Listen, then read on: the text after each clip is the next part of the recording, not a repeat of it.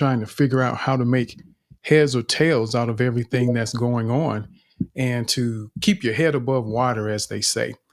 But I want to encourage all of you to just keep pushing because those challenges that we have to endure build us up, they strengthen us, and they help prepare us for the future successes that are waiting on us to show up. And part of those future successes are the result of our ability to become more confident and effective communicators in our lives. And that's really important for us to do that. And that's why we have this space each week, so that all of us have the ability to grow together and become more confident and effective communicators in every aspect of our lives. That really makes a difference. And I want all of us to get to a place where we feel comfortable having conversations with anyone that may decide that they want to hear our perspectives, ideas, or opinions about something, regardless of their title or their position, because you have value to add. And I want all of you to always know that and to believe in the value that you have to offer to this world, because you do. And sometimes we just need to be pushed a little bit. We need to be reminded of all that it is we have to offer, because we may not have had anyone in our past to tell us just how special we were or how important we are to this world. So that's part of what I want this space to be able to do for you, is to give you that extra push and to help you experience some of the opportunities to help you realize it, because confidence grows as a result of a track record of successes. And every time you have an opportunity to share your ideas, thoughts, and opinions, it's practice. And I want you to use this time to practice. So request the mic, come up and speak, get involved in the conversation. And in this space, in this community, everyone is welcome to speak. Everyone is encouraged to speak. We need you to speak in this space, because it isn't about me. It isn't the Tim show just so I can hear myself speaking. I truly and sincerely want you to get involved so that you have the opportunity to work through some of the fears and concerns that you may have about speaking in front of people, because it can affect you to a point that you miss out on potentially life-changing opportunities because of fear. And when you take those opportunities like this to come up and share your ideas, your thoughts and opinions, it opens the door for you to understand that the butterflies you feel, it's normal, it's part of life, and that it's actually nothing for you to be afraid of anyway. It's just yet another something for you to address and learn how to manage so that you can continue moving forward in your life. So everyone begin to come up, request the mic. And before we get into the conversation, I want to say hello to Mama B. How are you today, Mama B? I am fantastic, Tim Brown. I'm fantastic. Always looking forward to Saturdays, the Saturday communion, so we can commune here with all the confident speakers. And yeah, I'm here. I'm just finishing off my smoothie to make my smoothie so I can sit here with my notepad and my pencil to listen to today. Hi, everybody. Hi, Ingrid. Oh, I should stop calling people because I'll forget. Okay, Tim, thank you. Go ahead. All right. Thank you, Mama B. And yes, and I struggle with that. So I'll say this again to all of you that know me, those that have gotten close to me on some level or another, you know that I don't necessarily call names all the time. I do it at the end so that I make sure I acknowledge those that have taken the time to listen to the conversation. And I definitely express gratitude to those of you when you come up to speak. But I don't do a lot of the name calling because I don't want people to feel like they're less important than someone else, because I may call a couple names more frequently than someone else's. So I'm just very mindful of how that may affect other people. So that's why I don't do a lot of name calling. And the people that know me, they understand that it doesn't have anything against them and that I appreciate them just the same. But I just try to be mindful, because as confident and effective communicators, we want to be aware of how the things we do and the things we say may affect people. We never really know. So we want to be conscious of that. So I'll say hello to Madev and AI, and then Coach. How are you, Madev? I'm doing great, Tim. How are you doing? Fantastic, sir. Well, good to see you today. Good to see you. So what I'll do is, Yeah. Madev, if you want to just do a quick introduction of yourself, a quick 60-second, so everyone knows who you are. Okay. Hi everyone. My name is Dave. I'm a software developer, passionate about technology related things. Also passionate about building software solutions to make the world a better place. So I've been hopping on this space for a while now, and it's been really good. It's impacted me in some certain ways, and I want to thank you to Tim and thank you to everyone for showing up. So yeah. Absolutely. Thank you for that, Madev. And always great to have you. Great to see people that are committed to their own personal growth and development. Because remember, no matter how much information I give you, myself, Mama B, Coach, Jacob, Bob, Ingrid, anyone else, you have to be accountable for the actions you take. That's where you're going to really see the benefit and the value of the information that you're getting is when you take the time to apply it and implement it in your life. And just as a reminder for everyone, for those of you that may be here for the first time, just so you know, here in the space, a few things that we really focus on that we consider pillars of this community and this space is four P's: our pitch, pace, power, and pause when we're speaking. That's something that I want you to begin thinking about if you haven't already. How you are utilizing your pitch, pace, power, and pause to be a little more dynamic and engaging when you're speaking. It makes you mindful of what you're saying and how you're saying it, because the way you say something has just as much impact as what you're saying can have on people. For some, you may be talking about how to make $1 million and it's guaranteed. And if that's what you're talking about, people could care less about your pitch, pace, power, and pause as long as they get the information to help them get $1 million guaranteed. But if it isn't quite as exciting as how to guarantee $1 million in their bank account by tomorrow, then you have to be a little more dynamic and a little more interesting when you're speaking. And that's what the four P's can do for you. And we want you to be mindful of that and practice that. And then we want you to think about conciseness. That's one of the things we focus on as well, so that we have the ability to refine our thoughts, to understand how to say what's most important, because we have a lot of great things to say, but everything that we may think to say isn't relevant or it may not be necessary in that moment. So we use a timer in the space to help us be mindful of that. When people come into space and they have been here for a while, we give them 2 minutes to share their thoughts. And they understand that. And everyone has embraced the idea of this because it forces us to be mindful of what we're saying and learn how to say what we really mean to say. And if it's helpful, write down some bullet points for yourself so you have a path and a plan of what you're going to say. And it makes it easier to stay on track and not get lost in your thoughts or allow the anxiety you may be feeling to cause you to say more than you really intended to say. And when that happens, you get confused and then your listeners get confused as well. So I want us to always be mindful of that. So just know that we do use the timer in this space and it's intentional so that we are able to practice the behavior of being concise when we speak. And one of the things that we are doing now is with the introductions.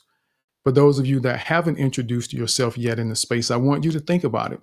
And when you come up, if you want to use that as a moment to practice specifically how you're introducing yourself, because this is something that can be beneficial for you in other environments. You may be in a networking event, you may be in a different space.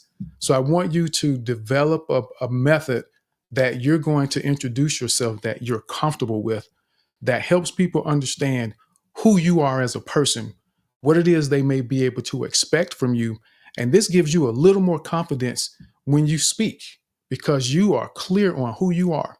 And believe it or not, there are a lot of people that struggle with the question of, or the when they're asked to tell someone about themselves. That can be a struggle for a lot of people in interviews. We don't really know what to say. So practicing this introduction is a great way to get comfortable with who you are and owning that idea that this is what I bring to the table. And the last thing is we want you to expand your comfort zone. And expanding your comfort zone may mean that you are terrified to see the word speaker under your name. And if you are, that's okay. But request to be a speaker anyway. And we won't call on you unless you raise your hand because we want you to feel comfortable enough that you can take whatever steps you need to take to get to a place that you're ready to speak, that you're willing to maybe co host one day, because that's something that we do here in this space. We open the door and provide opportunities for people to co host. So we want you to have that in mind and to be willing to take that risk. And our goal is for you to make progress, not to worry about perfection. Progress over perfection. That's all we want you to do. So, with that said, I want to go ahead to AI. AI, how are you today, sir? Introduce yourself to everyone. Hello. Good afternoon, everyone. Good morning, wherever you are. And my name is AI, and I'm here on Twitter. I'm a product manager. I'm here on Twitter building a brand to help people change the way they think about achieving their dreams, basically, to help them build a well cultured life towards their dream. Whether you think you are lost, or maybe you don't have a family support, maybe you're in the wrong environment, a school dropout, or you feel people don't just understand you, maybe because you are practicing something new. I'm here to take a baby step with you to help you build a well cultured life of value towards that dream you think about. Thank you. Thank you for that, AI. And I love that. The biggest things that stood out is that he's there to provide baby steps, help you get through the baby steps to move forward in life. And everyone, as you hear people introduce themselves, think about what's going on in your life, and there could be potential connections that you could make with someone where you may be more curious about what it is they're doing or how you may be able to potentially add value to them. So you never know. And this is another one of those reasons why figuring out how you want to present yourself is important, because that may be the only thing they hear you say. So make sure you tell the story that you want to be remembered for and make the impression that you want to make, and be confident about it. Be bold about who you are and own it. So let's go now over to Coach Jacob. How are you, sir? Hey team, hey guys, what's up? Happy Saturday. Happy Saturday, sir. Saturday.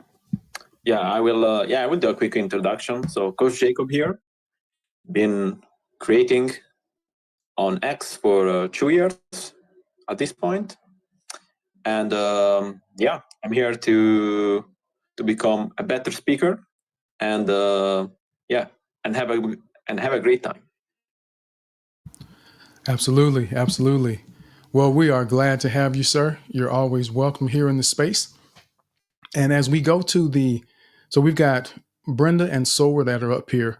And before I go to them, I want to say to everyone, I sent out a video earlier that I wanted you to take a look at so that we can get some thoughts on this. And I will say up front that in the back of my mind, I pondered about sending this and using this video as an example or a discussion point for quite some time. And I decided to do it because it's part of life and it's real what we experience. And I want you to take a look at that over the next moment or two as you get a chance, if you're able to listen and watch that at the same time, because that's what I want to talk about. I want to get some of your feedback from what you see and observe in the video. And the video is also at the top of the space. So I pinned it to the top of the space so that you're able to see it really quickly. It's pretty short. And I want you to think about that. What's going on in your life when it comes to interactions? How are you dealing with people? How are people dealing with you? And we're going to see what some of your perspectives are and also what some of your takeaways are as you move forward in your life and how some of your interactions could potentially change when you deal with people once you look at this video. But with that, let's go over to Brenda. Brenda, how are you today? Good morning, Tim. Thank you for allowing me to come up and hello to the room. I literally just woke up. I went, oh, Alexa, what time is it? I am so mad about this co-hosting business. I can't figure it out. You have to practice with me. I can't co-host for Dr. Heath either. It's so weird. But we're going to keep trying. Anyways, having said all that, I'm doing good. Thank you so much. Absolutely. And I know that feeling when you wake up late, especially how many of you have ever gone to sleep on a Saturday and you don't go to work until Monday, but you had this deep, deep sleep and you wake up suddenly and it's a little dark and you're thinking, I'm late for work. And you just wake up in this absolute panic. Anyone else ever experienced that before? That is just a god awful feeling when you're sweating and you just feel all this anxiety and adrenaline running through your body, and you still have a full day and a half before you have to be at work. And it's just amazing how that happens to us sometimes. But Brenda, we'll try this again out. I'm going to send the invite to you again just to see, and if not, then we'll improvise as we do. So I know I see Teresa here. So if you aren't able to accept it, I'll check and see if Teresa's able to, just in case, but no pressure on Teresa either. Okay, one more time. Okay. So I sent it. I sent it, and then there should be a link. Click it. Yeah, I click it and it just goes away. And then I hit you're invited to co-host, and then it only gives me the option to decline. It's so funny. It plays tricks. God darn it. I don't get it. I can only co-host for one person, and she's Catholic. I don't understand. I'm It's gonna figure okay. it out though. Yeah, we'll figure it out. Sometimes that happens. Thank you. Absolutely. Oh, thank you. Well, even if it doesn't say co-host, then we know that you can co-host with us. And if we end up having someone else up here with us, if Teresa's able to co-host, then we'll still refer to you as well. So if you have some thoughts as, I guess we could say, honorary co-host, since it doesn't say it on the screen, then we'll still come to you for thoughts that you may have. All right. So have any of you had a chance to see the video? Let me ask that. Anyone had a chance to see the video yet? Let me see I just did. You just did? I'm sorry. Okay. So we've had a few people that have had a chance to see the video. And before we get into it, I know Sower, we were going to go to Sower next. Sower, how are you today? Hello. Hi everyone. Hi Tim. Hi Mama B. Hello. Hello to you. I am good. Thank you for asking, Tim. I am doing okay. It is 3:20 p.m. over here, and I'm just chilling. I was gonna get me some tea, but I wanted to hang on this space for a while before getting up to make my tea and just enjoy the air outside. So I'm just chilling with you. I did look at the video as well, so I'm just gonna say that and pass you the mic. Okay. Well, we'll get ready to get to that. And I know that we have, well, I see Alnud, I see your hand. Alnud, you want to give us a 60-second introduction of yourself so everyone knows who you are before we get into the video conversation? Good to see you. Yes. Okay, first, hello everyone. Good afternoon. No, good morning, good afternoon, good evening, ladies and gentlemen. I'm literally delighted to see you, Tim, to see your space. It's been really ages. I haven't spoken with you, and I miss literally your space. I've been those days busy, so thank God I'm today totally free. First, right now, can I introduce myself or not? Yes, you can. So we're practicing doing a 60-second introduction of ourselves. Okay. All right. My name. Okay. So right now I will start, right? Yes. Okay. First, my name is Al-Anud. I am from Kingdom of Saudi Arabia and I live there. I love dancing, translation. I say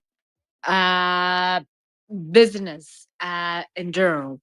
Um, uh, I am student. Okay, I feel myself student, and I will not finish studying because life teaching us lessons every day, every time.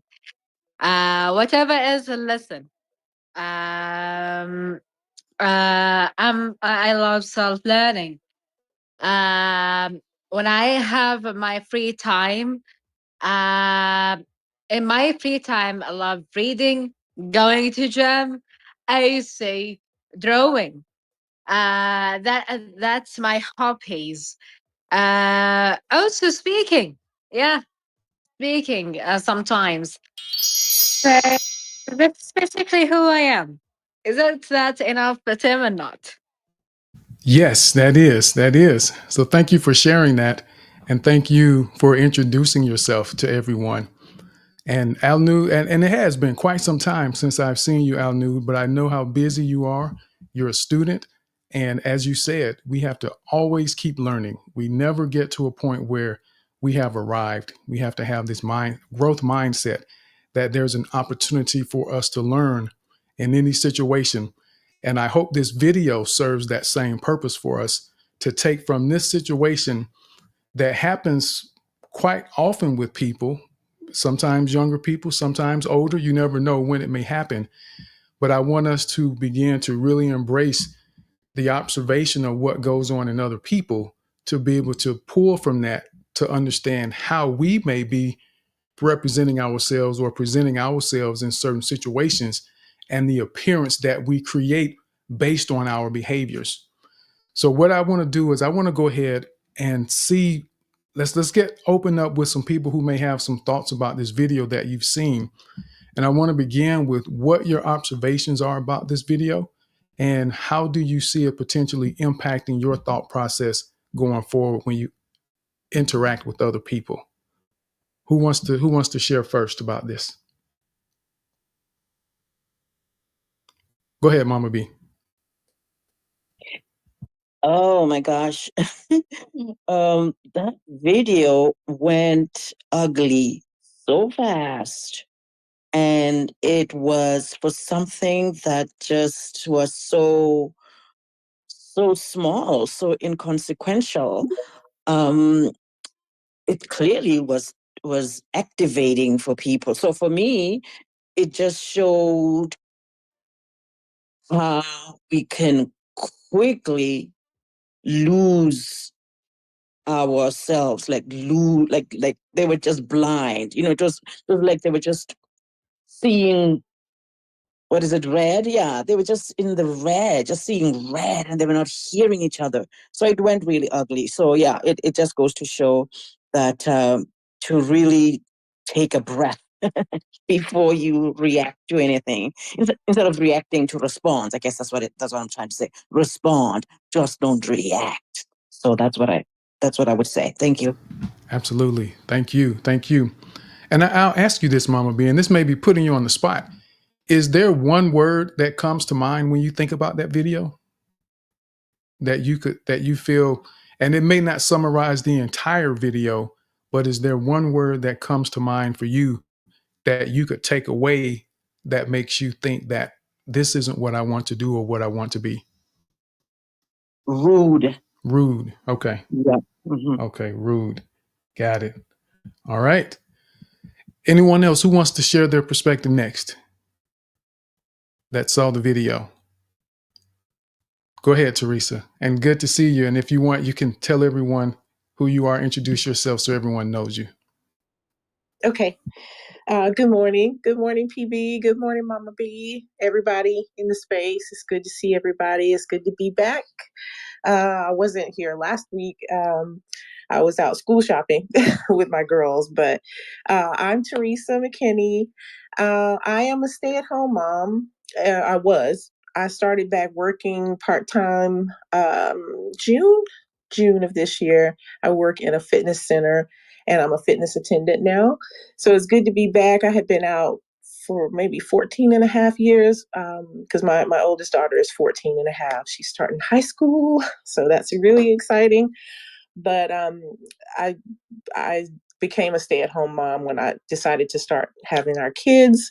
So, but anyway, that's basically for the most part who I am. I'm also very active in ministry. That's how I know PB.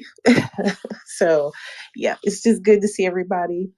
But that video, one word that came to my mind with that video is the word triggered, because he asked her a question, and based on her answer, he seemed very triggered after that. And then it became competitive. It became like a fight for dominance and for the other person to win the argument, so to speak, between the two of them. And as Mama B said, it just got really ugly, and they weren't hearing each other. There was no. I feel like diving deeper to see, because if I were to put myself in those shoes of the guy who asked the question, instead of being triggered, I would have hoped maybe he would have asked her, okay, why does height matter to you? What is it about height in particular? So just to kind of dive deeper to understand her and why she may have given that answer. So, I mean, that was my thoughts on it. It's just people, instead of listening to understand one another, they're listening, as Mama B said, to respond and to react. So that was it for me. I like that. So that's another one. Rude and then triggered. He was triggered once he heard what she said. And I like that you brought the perspective that instead of being triggered, as an effective and confident communicator, a great approach would have been to ask why height matters, to get some clarification and understanding into her perspective. So thank you for that, Teresa. Coach, I saw your hand go up. Yeah, I think what I got from the video was that instead of having a conversation, they started a conversation, and then the train, one went right and the other went left, basically. They weren't on the same they weren't on the same line, let's say. So I agree with Teresa. There wasn't, I mean, they already started by saying, okay, I'm going into direction A and I'm going into direction B. And there is no intersection. So yeah, it wasn't really the classic video that goes viral. I think that's what they were looking for. So good job for them on that, but not for the conversation part and the understanding. Yes, absolutely. And that's why I said in the beginning, it's one of those types of interactions that can be controversial for a lot of people to hear. And we saw how it just went sideways for them. And as Coach Jacob said, they were going in two totally different directions with their interaction. And if we're going to have good conversations, build strong relationships, we have to figure out how to go in the same direction. Because imagine if you're on the tug of war team with some people, and you have the strongest people on your team, and the other side is pulling against you, and it's going to be practically impossible if the people that are supposed to be on your team end up pulling against you as well. So you need to make sure that if you're going to be on the same team with someone, that you're going in the same direction with the things that you're doing, you're understanding your ideas and thoughts. And that doesn't mean that everything is going to absolutely line up and be exactly the same, but at least to Teresa's point, where he could have asked why height matters, that will have put them on common ground so that they can be moving toward the idea of having a reasonable conversation to better understand what the thought process was behind that. So thank you, Coach Jacob. Let's go over to Michael. How are you, sir?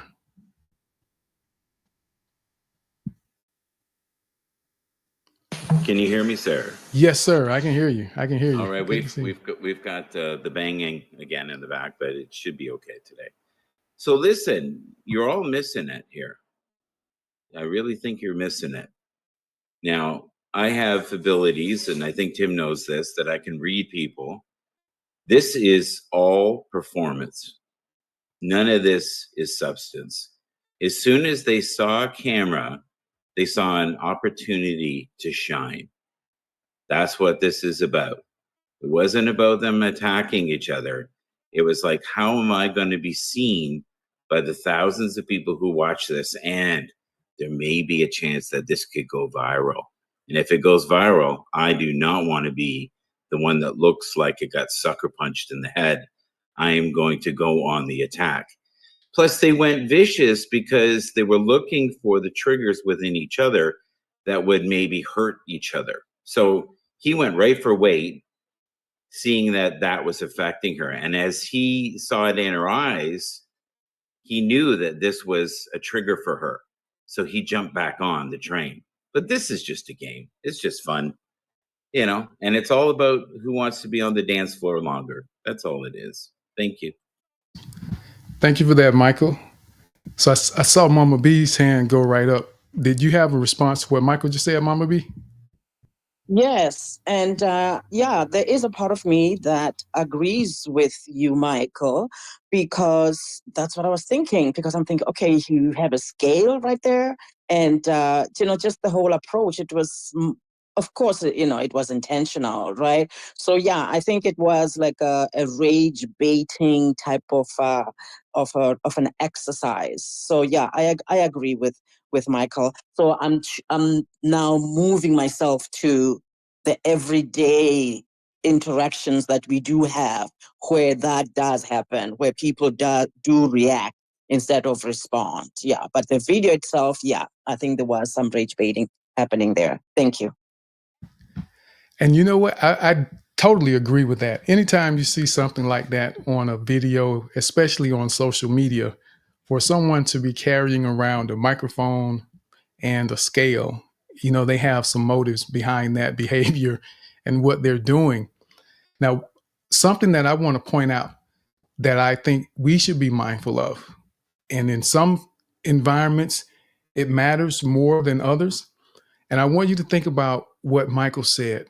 And Michael, the way you began your response, because this could potentially trigger some people depending on how committed they are to their ideas and their thoughts. When Michael said, "You're all missing it," he said, "You're all missing it," and his perception was that, well, his thought was that it was a game and that it was all staged to begin with, which we know that it was staged to some degree. But to say that you all missed it, that opens the door for someone to get triggered. And I know Michael didn't mean any harm by that, but I want us to think about that, how subtly the things that we say can have a bigger impact than we may expect when we are interacting with people, because we don't know what someone's state of mind may be. We don't know what their experiences may have been. And I totally agree with what he said, but I just want everyone to think about that first part of his statement, how it could potentially affect people without you even realizing it, even though in your heart and in your mind, you had absolutely no bad intentions. Go ahead, Michael.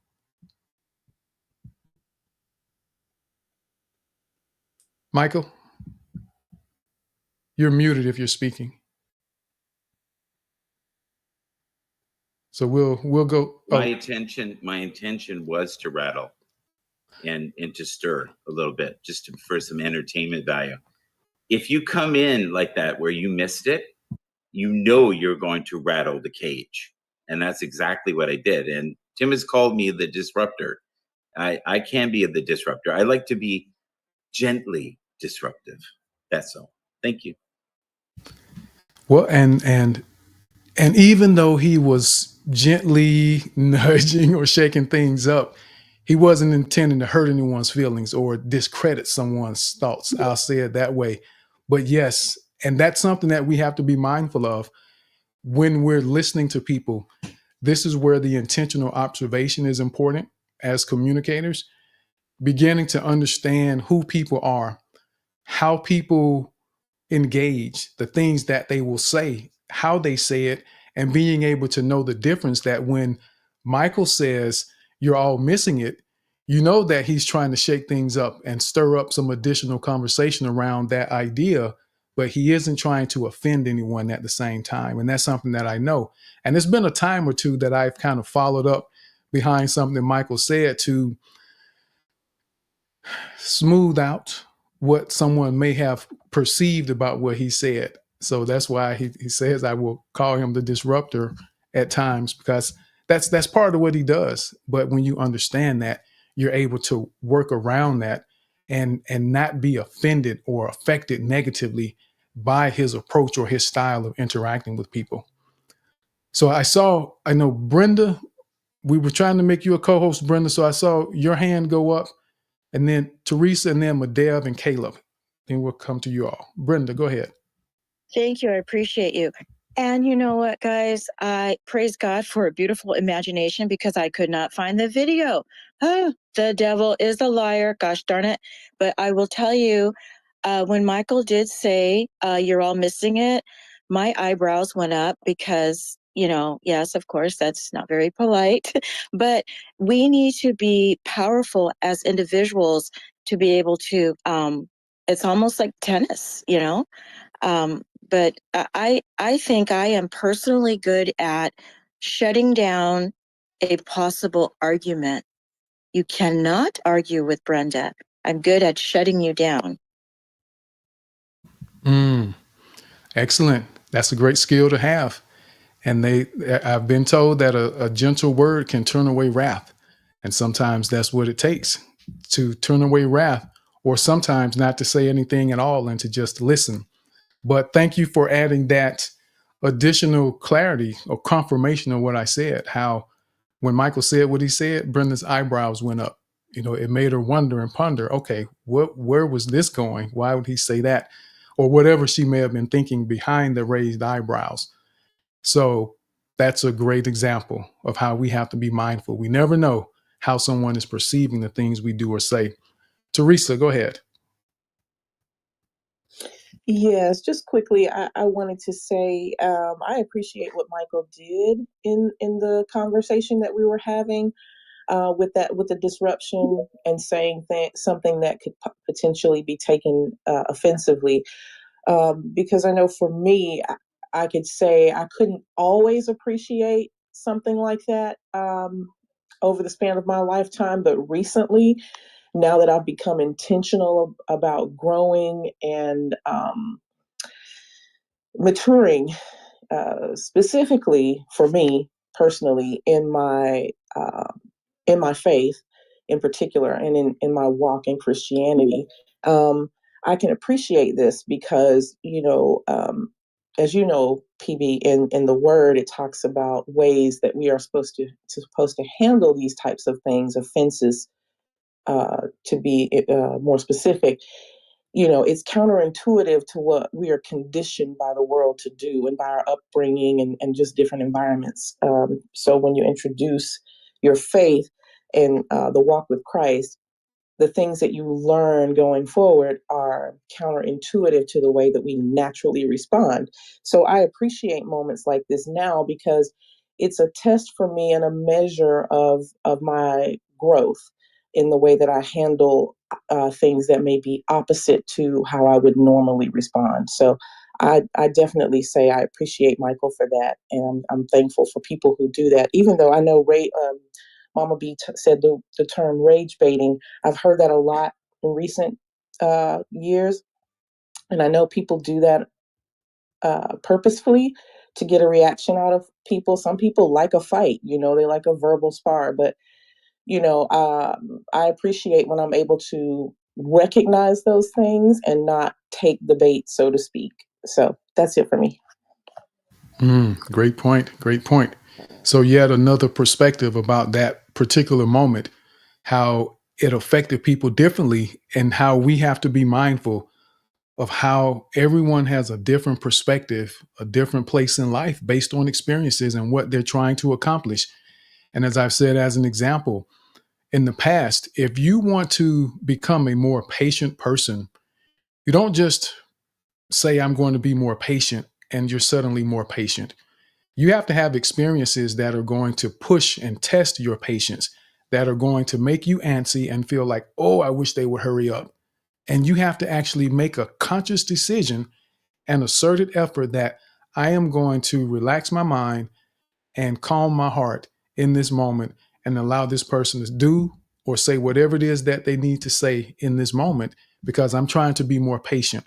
And that means taking the time to listen more, to relax a little bit, and not be so anxious to express your thoughts and ideas and feelings in the midst of someone else doing the same thing. So it's something that we have to be intentional about, and it requires action for us to do that. So thank you for sharing that. So let's go over now to Madev. In my opinion, looking at the video, can you hear me, Tim? Yes, sir. We can hear you. Okay. Firstly, I wanted to say he was actually like looking for that response. Yeah. He wanted her to respond in a certain way, like the way he threw the question at her, and then she responded, and then he was eager to react. And then after reacting, yeah, he wasn't even willing to know why. Like he wasn't willing to know why she said so. He just wanted he just listened to react, like Mama B said, not listen to communicate. And they also like lacked um communication because the girl was also um eager to react to his response and all of those things. So yeah, just basically lack of communication and reacting to conversation instead of like listening to conversate. So yeah. Absolutely. So reacting and looking for, you kind of steering, and as Mama B said, the rage baiting or whatever kind of baiting it is, and we have to be mindful of that and not allow ourselves to get pulled into it, whether it's dealing with a scale or someone saying that you're stupid, or a lot of the comments that we see on social media where people are talking about political figures or whomever they may be discussing, and they're discussing them in a negative manner. And for me, I think I get more bothered by the people who are telling them that they're stupid than the person who made the stupid comment. And I feel that way because why perpetuate what they said? We know it's childish behavior. We know that it's someone who's looking for a reaction. They're trying to rage bait.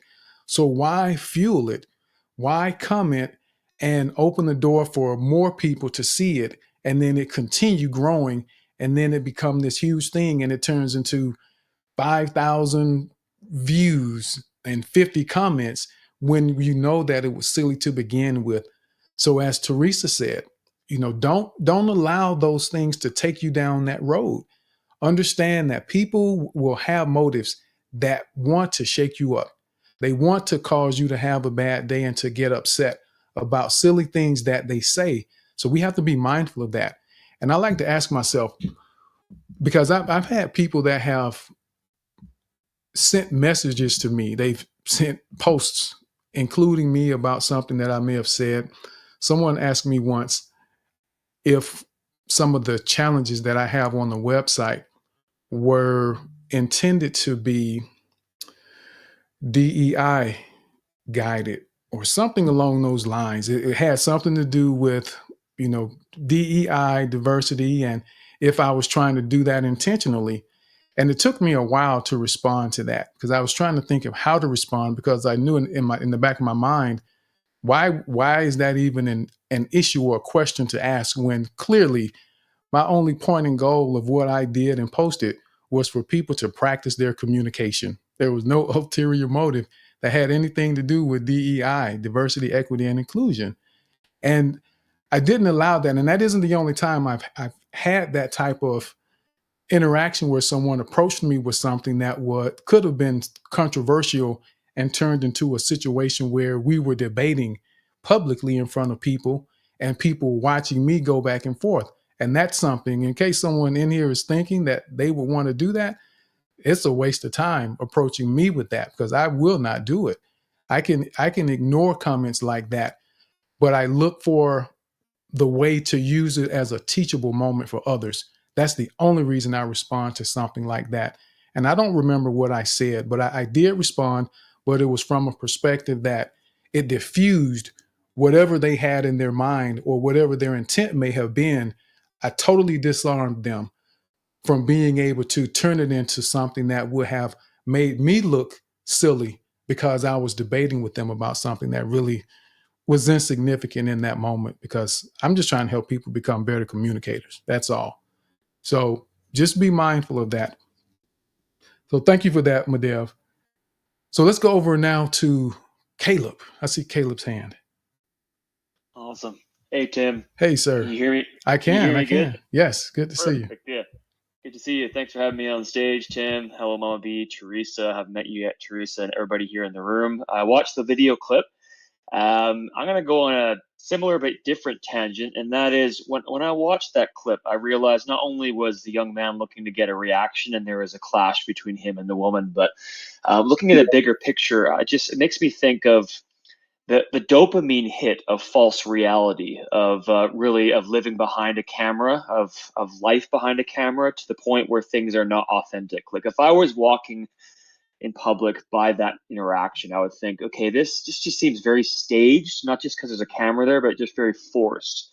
And I think it just takes away from the beauty of life, those moments of stepping back and realizing, okay, the word says in Philippians 2:15, it says, become blameless and pure children of God without fault in a warped and crooked generation. Then you will shine like stars in the sky, holding firm to the word of life. And I think that when it comes to social media, when it comes to the dopamine hit of just this rush of trying to live in this disreality behind the media, there can be a false sense of purpose in aligning with the world system versus not becoming like the world system. And so am I saying social media is not important? Well, no, it is important. We're connecting here on X. We use these tools for growth and advancement, but that's what they should be, are tools, but not meant to be its tool. So I just took a step back at that and realized, okay, this just isn't really authentic. Like it's just not a very relatable, authentic, growth, positive, life-giving interaction. And so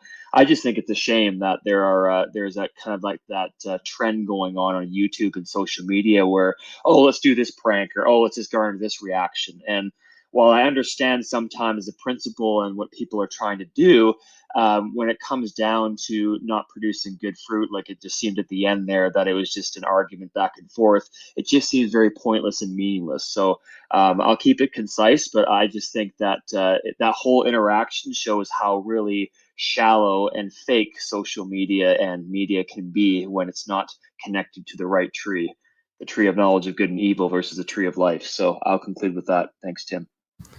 Absolutely. And thank you for that, Caleb. And it is there's a shallowness to it. And we have to be mindful of that, the shallowness, and not try to dive into, because you're not going to go diving head first into a pool that's only 3 feet deep. And that's what the situation we saw in the video was, a 3-foot pool, and she dove right into it head first. And we have to be mindful of that, of what's going on. Now, one thing I will say, though, to Caleb's point, as disingenuous as it was, as you know, the level of staged that we know it was, there is still an element of reality in that, because people have those experiences and conversations that are not being filmed. And for me, as I watched the video, and I'll share what came to mind for me once we go to Mama B, then Ami and Jade, and I'll let them go ahead and share their thoughts first. But I watch movies and I learn life lessons watching movies. And we know that movies are staged from start to finish. Every aspect of movies are staged unless it's based on a true story. However, in those moments of watching something that I know is staged, I still am able to draw real life comparisons and real life benefit to apply to my life, and have opportunities to improve myself based on what I know is staged. And that's why, and I knew it was probably staged when they did it. You know, they're on the sidewalk with the microphone and a scale. Again, they're looking for clicks and views, but at the end of the day, how did that interaction evolve? Why did it evolve the way that it did? And what could we do differently in those moments so that we can avoid that type of evolution going down a dark path that turned into absolute chaos? And thank goodness they stopped it toward the end, because, and I really didn't even want that part to be on there, but it was important, I guess, for us to see how it ended as well. The level of animosity that he escalated to at the end with what he said to her, because they had differing opinions on that matter. So there is a reality that we have to be able to recognize, even in the midst of something that is not based on, or we don't perceive it being based in reality. There are elements that we can learn from and apply to our lives and be better. Mama B, I saw your hand. Yes. You pretty much said everything that I was going to say, which is, yes, the video is probably rage baiting, and it is not real. So the many things that we see on social media that are just not real because they're staged, but the impact to society is very real.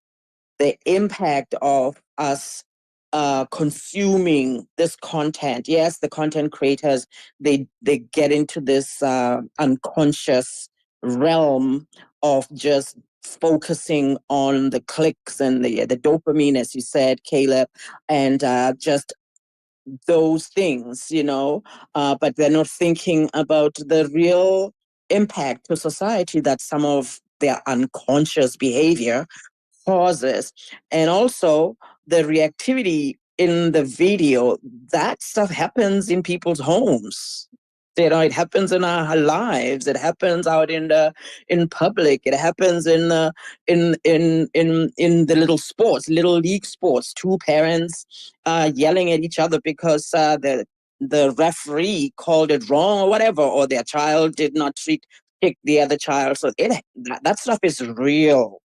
So I think that as fake as that is, it still depicts reality, and the impact of that is very real. And that's where I took that video when I was watching it. But that I'm just looking at the everydayness of that happening, because it does happen. I'm done. Absolutely. There's impact, societal impact. And that video probably created some conflict and controversy in someone's home or in someone's relationship when they decided to share it with the person that they cared about. And they had differing opinions about what should have been said or what should have been done in that video. And as you said, Mama B, the societal impact. And we have to be mindful how we allow ourselves to be seen. And it isn't that we do things to impress people. It isn't that we do things for recognition per se, but we should do things with the mindfulness that we have a responsibility to portray a certain level of character when we interact. And this is why I don't engage in conversations where people may tag me, especially when I know that it can be seen publicly. I won't even take it to the DM because I know people screenshot things all the time. And then they'll say, well, see, look what he said to me in the DM. So I'm mindful of that. And we have to be aware of the impact that our interactions and our behaviors with other people, even if you're right, if you go down the path and you allow it to become that type of interaction, the people watching now, especially if they're watching from a distance and they don't have the proper context, they don't know who's the fool in the situation. They just see two people going at it. And now it potentially compromises your credibility because you have presented yourself in a manner that was not representative of who you are and who you have established yourself to be. So just be mindful of that. So great point, Mama B. Caleb, did you want to add something? Respond to what Mama B said before we go to Ami? Yeah, I'll keep it quick from Mama B and yourself, Tim. Great points to follow up with my comments there. So I think the main thing, just looking back and just thinking about the video and what you guys were saying in response to what I was saying there. So just to be clear, I agree with what you guys were saying. I think that just comes a choice between really partaking of the tree of life or the tree of knowledge of good and evil. And I think you talked about impact in society. It really is a choice what we're going to do with these tools, with media, with interactions with society, because they are very real interactions, as you said. But that interaction that we saw in the video, even though they do happen, it doesn't have to be what we choose. Like it's very much playing in a different playing field. It's playing at a lower frequency. And Jesus, who I believe walked the earth as the Son of God, showed a higher frequency. And there's a higher frequency that, and character you talked about, Tim, that we can walk in, where instead of the rage baiting or the getting people to react just for clicks or likes, or even if it's not for clicks and likes and it's real life, there's a higher road, which is choosing the tree of life, choosing to walk in character, choosing to love the Lord your God with all your heart, soul, and strength, and loving your neighbor as yourself, and choosing the higher frequency, and not allowing that lower frequency of competition and tearing each other apart to be the norm. So that's what I just wanted to add to that. But thanks for the great points, and it's true. It's these are real things that the world deals with, we deal with, and we can learn from even these non-reality video clips or movies or things like that. But ultimately shows that there's a higher path. So I just wanted to add to that and say thanks for the great conversation. Absolutely. And thank you for adding that on. And it comes down to choice. We always have a choice. We get to choose. And sometimes the choices we have aren't the best. We would rather not have to choose either, but we always have a choice. And we may have to decide which choice is going to hurt us the least. But we have to understand that we have a choice. And I like to ask myself, when I'm confronted with choices that are uncomfortable and I'm not sure, I ask myself, what's the benefit? What's the potential gain from this? What kind of value can this add? Does this help more than it hurts for me to participate or to engage in something? And that's helpful for me when I'm trying to decide, and as I told everyone, I do my best to be led by God in everything that I do. But there are some times that God will kind of leave me on my own to make a decision based on my understanding of the word and my understanding of his character. And I have to lean on that to make a decision. How does this line up with the word and God's character when God doesn't just clearly say yes or no? And for us, we all have to understand where that moral compass is for us when we're making decisions on what we're going to choose to participate in and to what level we're going to participate in some of those activities. And I want to say this too. So the timer has been going today, but everyone has been coming in underneath the time of the timer. So I just want to say kudos to all of you for doing that. And for everyone that's been here for a while, just being so mindful of your timing and thinking about what you want to say and figuring out how to say it as efficiently as possible. It matters. And it allows the conversation to go so much more smoothly. You get through the hands so much quicker, and everyone has an opportunity to share what they're thinking, and we get to grow because more people contribute to the conversation that we're having. So I just wanted to say thank you to all of you for that. And just a quick reminder, we're closing at 1:30. So we've got 90 minutes left. And I know that sounds like a long time at this point, but time seems to go by fast when we're in these spaces. 90 minutes goes by like nobody's business. But just a reminder. And once we get to that 1 o'clock time frame, we go down to the 60-second clock so that we can make sure we get to squeeze people in. And that just takes us to another level of challenging ourselves in our conciseness. So I wanted to commend all of you that have spoken so far on being so concise with what you've shared, but also being impactful at the same time. And it's just a great example that you don't have to say a whole lot to be impactful with the things that you share. So thank you again, everyone. So let's go now to Ami. Ami, what are your thoughts on that, and how are you today, first of all? I'm doing very well. Thank you for asking, Tim. I hope you're all doing well as well. I don't know the video that you're referring to. So, because I joined the space a little bit later. I missed the beginning, sorry. But I've come up to do one of your lovely challenges. So, yeah. Okay. Well, I tell you what. So what challenge did you want to do today? So is it tongue twisters or random topic, right? Yes, it could be the random topic. You could do a tongue twister. Do you have the link to the website to pull the tongue twisters up? I could pull it up, but I'm going to choose the second option of the random topic. Random topic. Okay. Yeah. Okay. So what we'll do then is I tell you what, Ami. So I'm going to notate that. So I know that you want to do a challenge just so that we maintain the flow with the conversation and we don't have to break that. I think that will feel disjointed. So don't leave, stay up here as a speaker. And what we're going to do is we'll probably take another maybe 45 minutes, possibly 30 to 45 minutes discussing this. And then we'll get into some of the challenges. That work?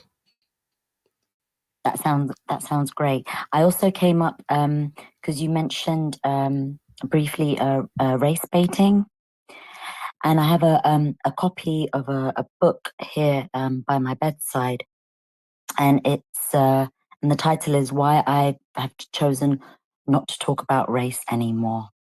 It's a really interesting book, and I've enjoyed it so far, but I don't know how it ends. So yeah, I'll just throw that out there, and yeah, I will drop back down to listener. And when you're doing the challenges, I'll hop back up and I'll just listen for now. Thank you. Okay. Well, and you don't have to drop down at this point. So there we aren't overrun with requests at this point. So you're welcome to stay up just in case something comes to mind and you want to jump in the conversation. But thank you for sharing that. And it was rage baiting that came up. Sorry. No. I misheard. No. That's fine. That's fine. But that just goes to show another teachable moment how when we think about the 4 P's and practicing articulating the things that we say, because there's some words that may sound similar and people may hear something different from what we say. And if they don't tell us that they heard something differently, they may go off in a different direction based on what they thought they heard. So that's just a great example, Ami, how we have to be mindful. And we can't get upset because someone heard something differently from what we said. We don't know what the state of mind may have been, and just a number of dynamics that go on when we're communicating. And that's why, in order for us to be confident and effective communicators, we have to be very sensitive to these little nuances that impact our ability to communicate with people and have great relationships, and where some of these breakdowns happen. The majority of conflicts that people have is the result of some misunderstanding somewhere. They most of them could have been avoided. It's a simple misunderstanding because someone heard race when the other person said rage, or whatever it may have been. Someone may have tripped and almost fell and and kicked someone's new shoes, and now you've got a big dispute because of a misunderstanding. So thank you for bringing that up, Ami, and that may be, who knows, a good book for people to read. So Mama B, I saw your hand go up. Yeah, you know what, Tim? You are really, really good at this because of what this moment just happened with Emmy. And I want to also piggyback on that and say, I mean, thank you so much for bringing that up. I know it was unintentional because it definitely is. I didn't even think about that other people could have heard race baiting, right? And even the people listening on the replay could listen to the replay and think people are talking about race baiting. And so I appreciate you coming up and saying that. So don't feel bad because that was just really helpful. That was a blind spot. I didn't see that. I didn't see that coming. Thank you, Amy. Absolutely. It's the details. That's why we are very attentive to the details. They matter. They are so important and so significant. And I won't go down that path anymore as far as the details. So what we're going to do is we're going to keep moving, and we're going to go over to Jade. I think it was Jade that was next. How are you, Jade? Hello, everyone. Hello. It's good to see y'all. I've been listening, but I haven't been up in a while because sometimes I just like to give people the space to talk because I'm a talker. But I wanted to touch bases on. I wasn't able to see the video because I came in kind of late, also. But with the rage baiting and even race baiting, wherever it may be, some people do this on purpose. Me working in the medical field, being a nurse, there is patients that come in, especially working in specialty, especially working with cancer patients who are male. I work in urology and I work with patients with prostate cancer. So, people will come in and try to argue. So you have Google nowadays, and people will Google stuff, look up things, and just all types of different stuff. And you want to make sure they're getting the best care. You don't want them to delay their care. So it's so much that you want to tell the patient, but the patient will come in. There's one guy, this happened to me last year, because the reason why I wanted to say this, because Tim said practicing patience. And that is very true. When I started practicing patience and compassion, I've always had patience and compassion, but in this field, you can get really tested. You can get really tested. So last year, I started to be a little more less reactive, and I would let that person go on a full tangent. And then I'll wait for a second. They'll wait for my response. And I'll be like, okay, I completely understand. And then I'll say, well, what I want to, and I understand. I looked that up for you. And I'll just start talking to them. And they'll just, like, I never forget this one man. Like, you can tell he wanted to rage bait, or he wanted to get me into an argument with him about his health.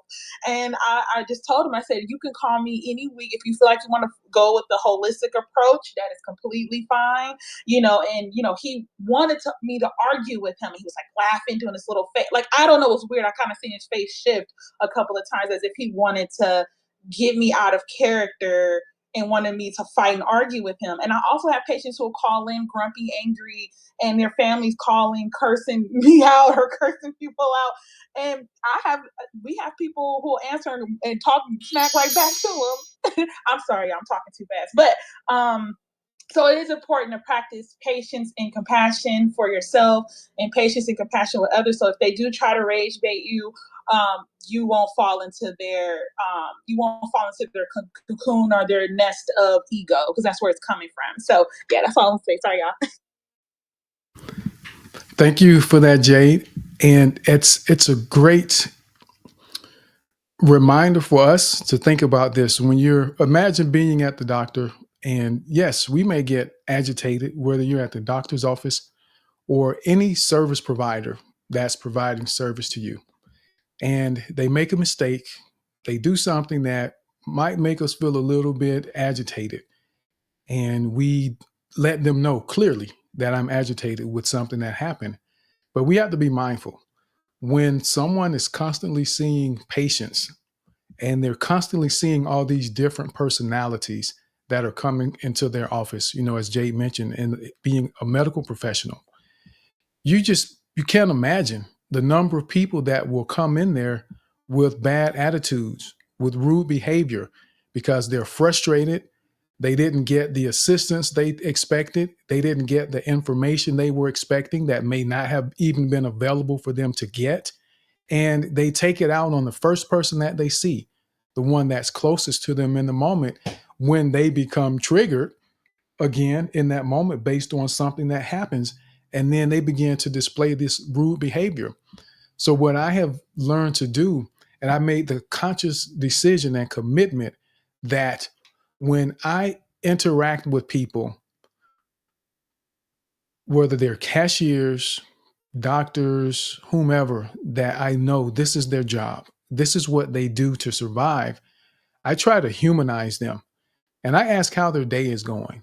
I talk about, how much longer do you have before you get off? Well, it's only 2 hours. It'll be here before you know it. So that they understand that there's someone that's willing to show a level of appreciation for the service that they're providing. Because yes, they're getting paid to do what they do, but they don't have to do it well.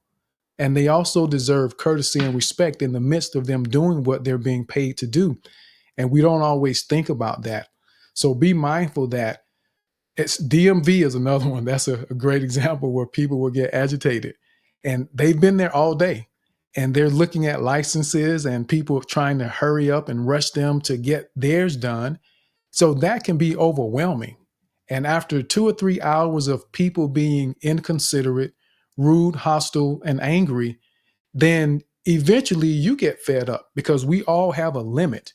We all, no matter how holy we are, no matter how godly we are, no matter how wherever we may say we all have a limit where someone comes at the wrong moment and they get a whole bunch of something that they did not expect and never want to get again.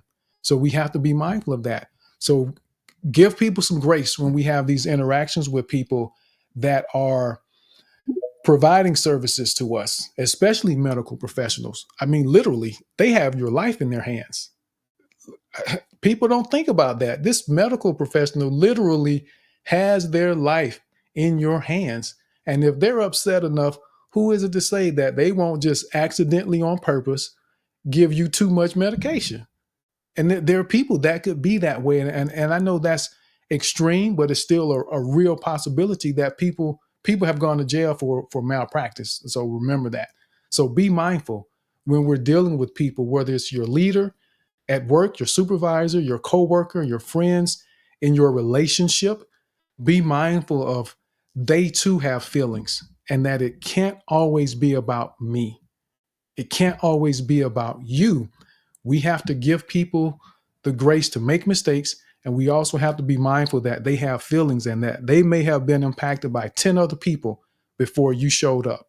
So be gracious to folks, because you just never know.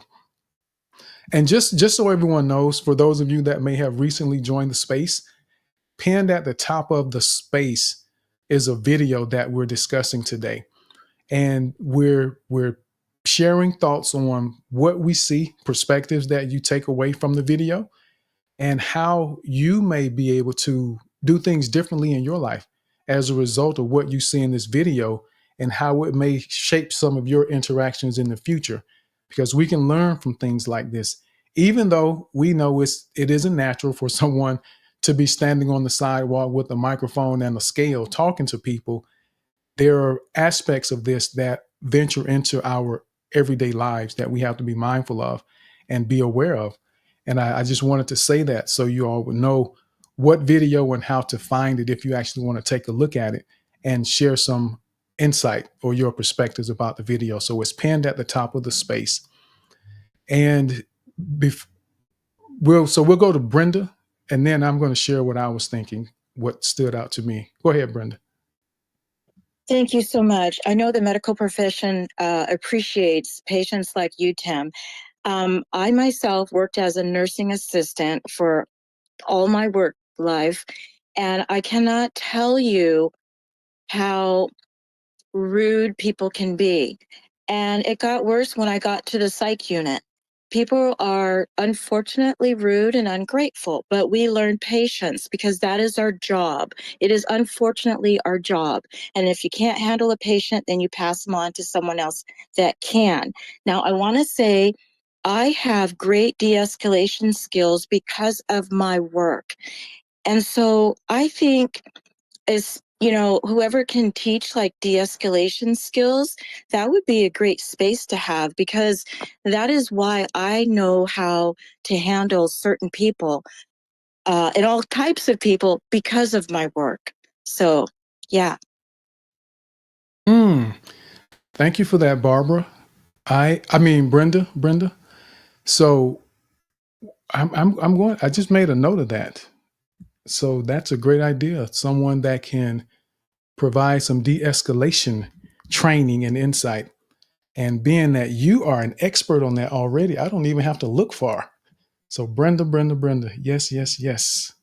No, I'm not a teacher.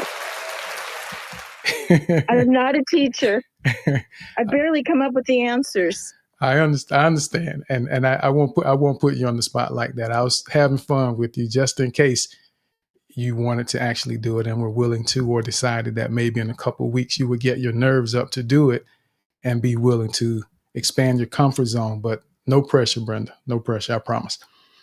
But yes, that's a great point, and that's something we need to definitely have the ability to do, is de-escalate confrontation. That's a big part of confident and effective communication. So what I was going to say as I watched the video, and I noticed that as I'm listening to what everyone else has shared, I see where most people, probably 98% of everyone, I don't know if everyone would agree, but 98% of the perspectives we've heard kind of focused on the guy and what the guy did. He had the microphone, the bad man. He did this and put this girl in this bad situation. And it was. I mean, he absolutely had bad intentions because he probably knew, or he felt he knew what her response was going to be. But what popped into my mind, and again, I wanted everyone to think about this, not just the video itself, but also thinking about your life and how you move forward. And what came to mind to me was the word hypocrisy popped into my head. And everyone just stick with me. And I'm listening and I hear her say that height was super important. He had to be taller than her. So he pulls out the scale because in his mind, he's just as concerned about the scale potentially. And she gets offended because he had his own standard of what was important to him. And we're just assuming that something was real about this. So how is it okay for one person to have a standard and it's not okay for someone else to have their own standard that's different from yours? That's what came into my mind. So it made me think, okay, what am I doing? What could I possibly be doing or saying to people that is hypocritical where I'm expecting something that I'm not willing to give? So there has to be a level of courtesy and consideration. There has to be a level of acceptance, even when we don't agree. Because I don't think height or weight should be the determining factor. You need to figure out who it is you love and be led even in that.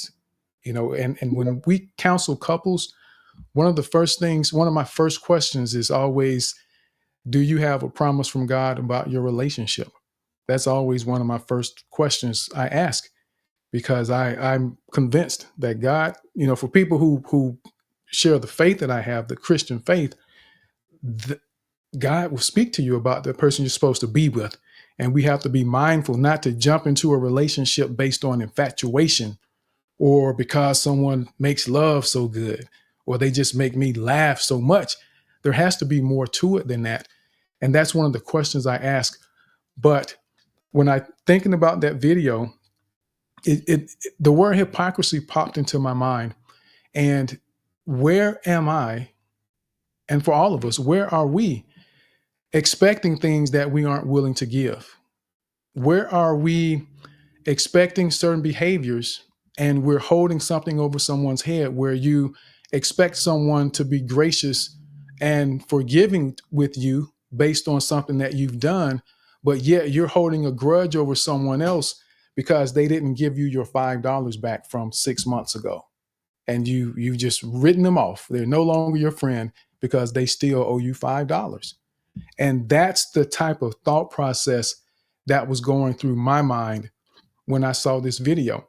Because I remember some time ago how even myself, and I was thinking, okay, my wife she had some things that she enjoyed doing, and she was spending time with that.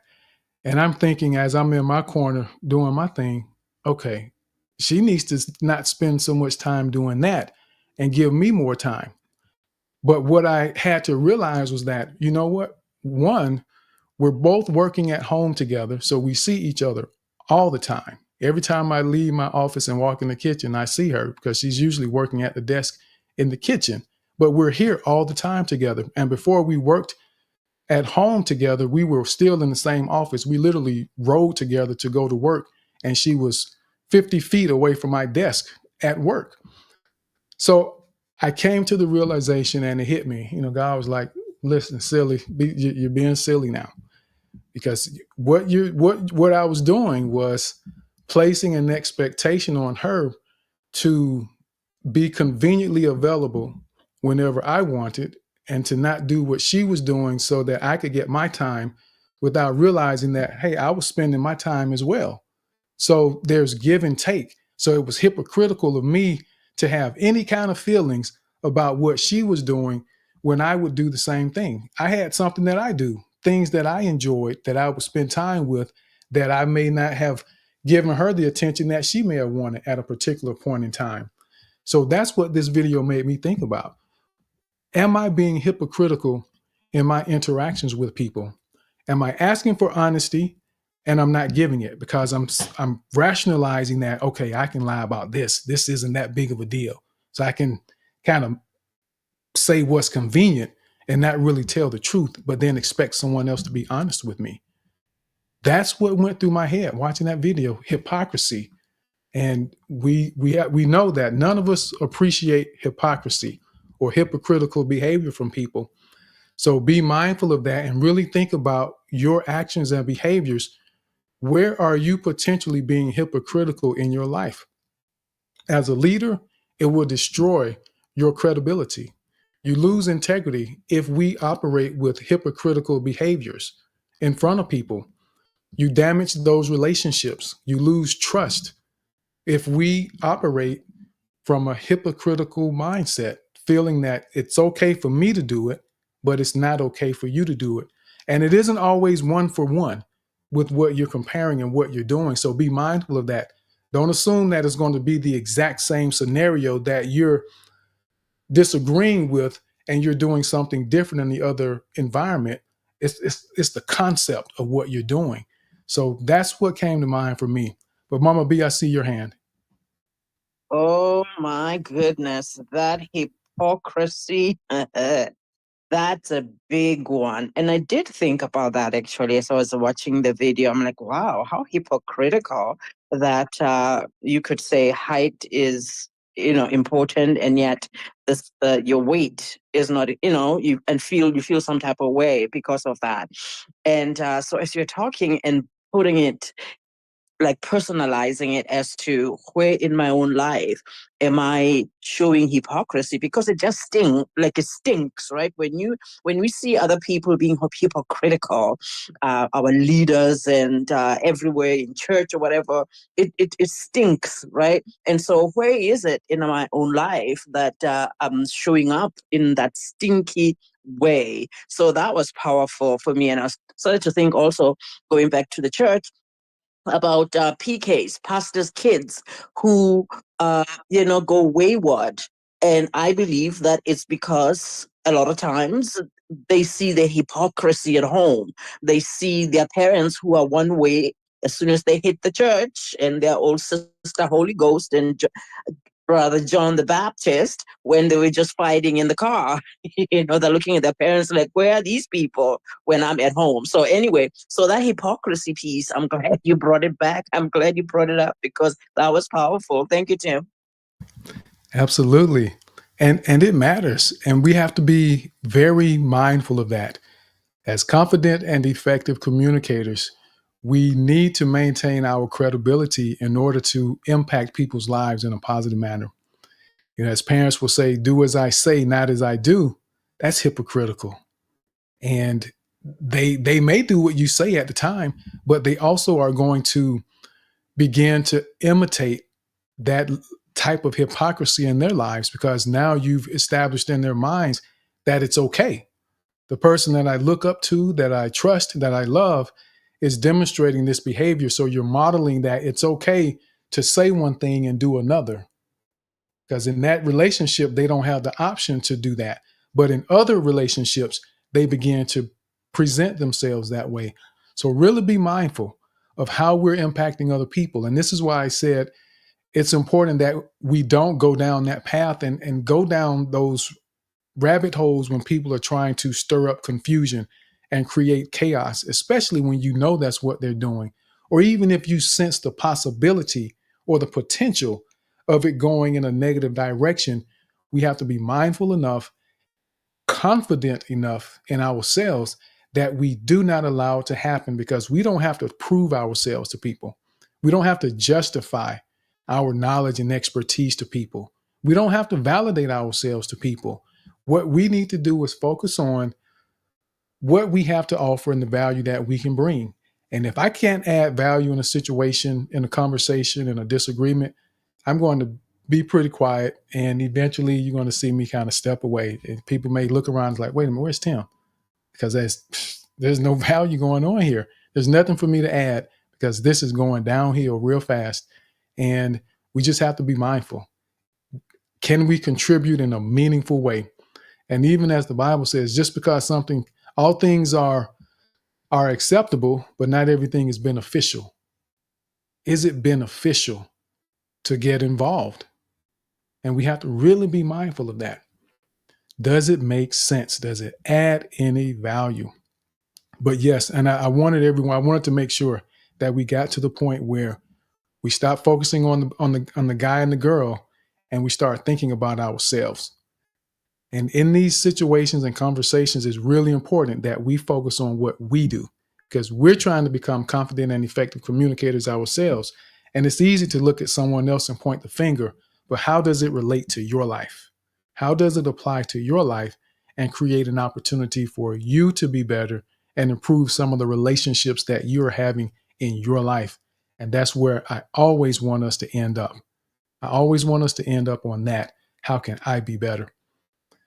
So let's go now we got Michael, Patriot, and then we're going to go ahead and do the challenges, and because Ami is still here, so we're going to let her do her challenge, and we're going to get into that. So Michael, thank you for being here. Welcome to the space. Hi, thank you, Tim. Thank you for letting me come up and speak. Gosh, I've been making notes. Everyone's saying such great things. I have a background in communications, and I just recently got my degree. I'm 54 years old, but I just wanted to start with everything people are saying I identify with.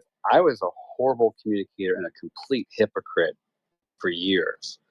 And it's just such a complicated topic, but I like a few things that people were saying, especially to Mama B and working in the industry. I was a waiter for years. And I think, Tim, you also touched on this. You got to put yourself in other people's shoes, especially in the medical field. I was also a paramedic. These people who we will treat disrespectfully, and I've been pushed to the edge. They're working in systems that are challenging them, as far as like data records or the way that, you go into an office, you don't realize what an employee's going through just trying to see you. And the healthcare industry has been overtaxed by COVID. But anyway, just one thing, I think the foundation of what you said, Tim, that really struck to me was my relationship with God and what do I see in a person. I used to be so tied up into what the person could offer me, make me feel good or make me laugh. And I realized if there's no spiritual foundation in the other person, it's not gonna work for me anymore. And I could talk forever, so I just want to just wrap up here. In de-escalation in the video, I love it. I think also there's a race issue too, where there's assumptions made on our own worldviews of what we see in media or culture. And I've learned to really start analyzing my worldview and where I'm coming from. And the more I do that, the more I realize, like you said, I walk away from conversations I know I can't add value to. It's going down a rabbit hole. And I can just give you an example. I'm sorry, Mama B mentioned, in my church, we are ourselves around our clergy. We are not perfect. And I do not like when I go to other churches, I see people, they're one person in church and they're someone else when they're out of church. And just being authentic in my faith helps me look at my shortcomings or where I'm a hypocrite. And I know I'm not making much sense here because, gosh, I've made so many notes. Everyone's saying such great things. But it took me a long time to just really start analyzing myself. And I'll just end with this. One thing I've noticed, I do try to thank people like at the cashiers and people I see. And I've noticed this culture. I study culture and communications, and they're so no one talks to them, so they don't even respond anymore. It's this culture that's forming where they're kind of shocked when you show them some respect. And I'll just end it there. Thank you. Thank you, Michael. I'm glad that you joined and appreciate you coming up and sharing that perspective. And the last thing you said is definitely something that blows me away, especially when I call into a company and I ask how the person is doing, and they sit there and they don't say anything, as if they're just shocked. And I have to say it again. It's almost like they're, I don't know, offended, and then they may not even ask back, and they'll just say, "How can I help you?" As if that's something that's just not a part of their day. They don't get paid to be kind and courteous. So we have to be willing to push through that and understand that sometimes people are tired. They've had long days, and they've dealt with people that were absolute bad people to have to deal with. I'll just say it that way. So I appreciate that, Michael, and understanding that the assumptions that we operate from, we have to be careful not to get too deep into assumptions. There are times we can make assumptions, when we're dealing with data, certain scenarios where assumptions are fine, but the majority of them, we want to avoid them like the plague, because you never really know.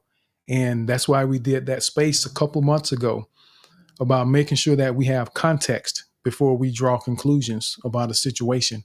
We have to understand what's happening, and assumptions, more times than not, are the reason that we tend to have conflict with people, because we didn't take the time to really understand. If you aren't sure, don't assume. Ask. Ask why they said what they said.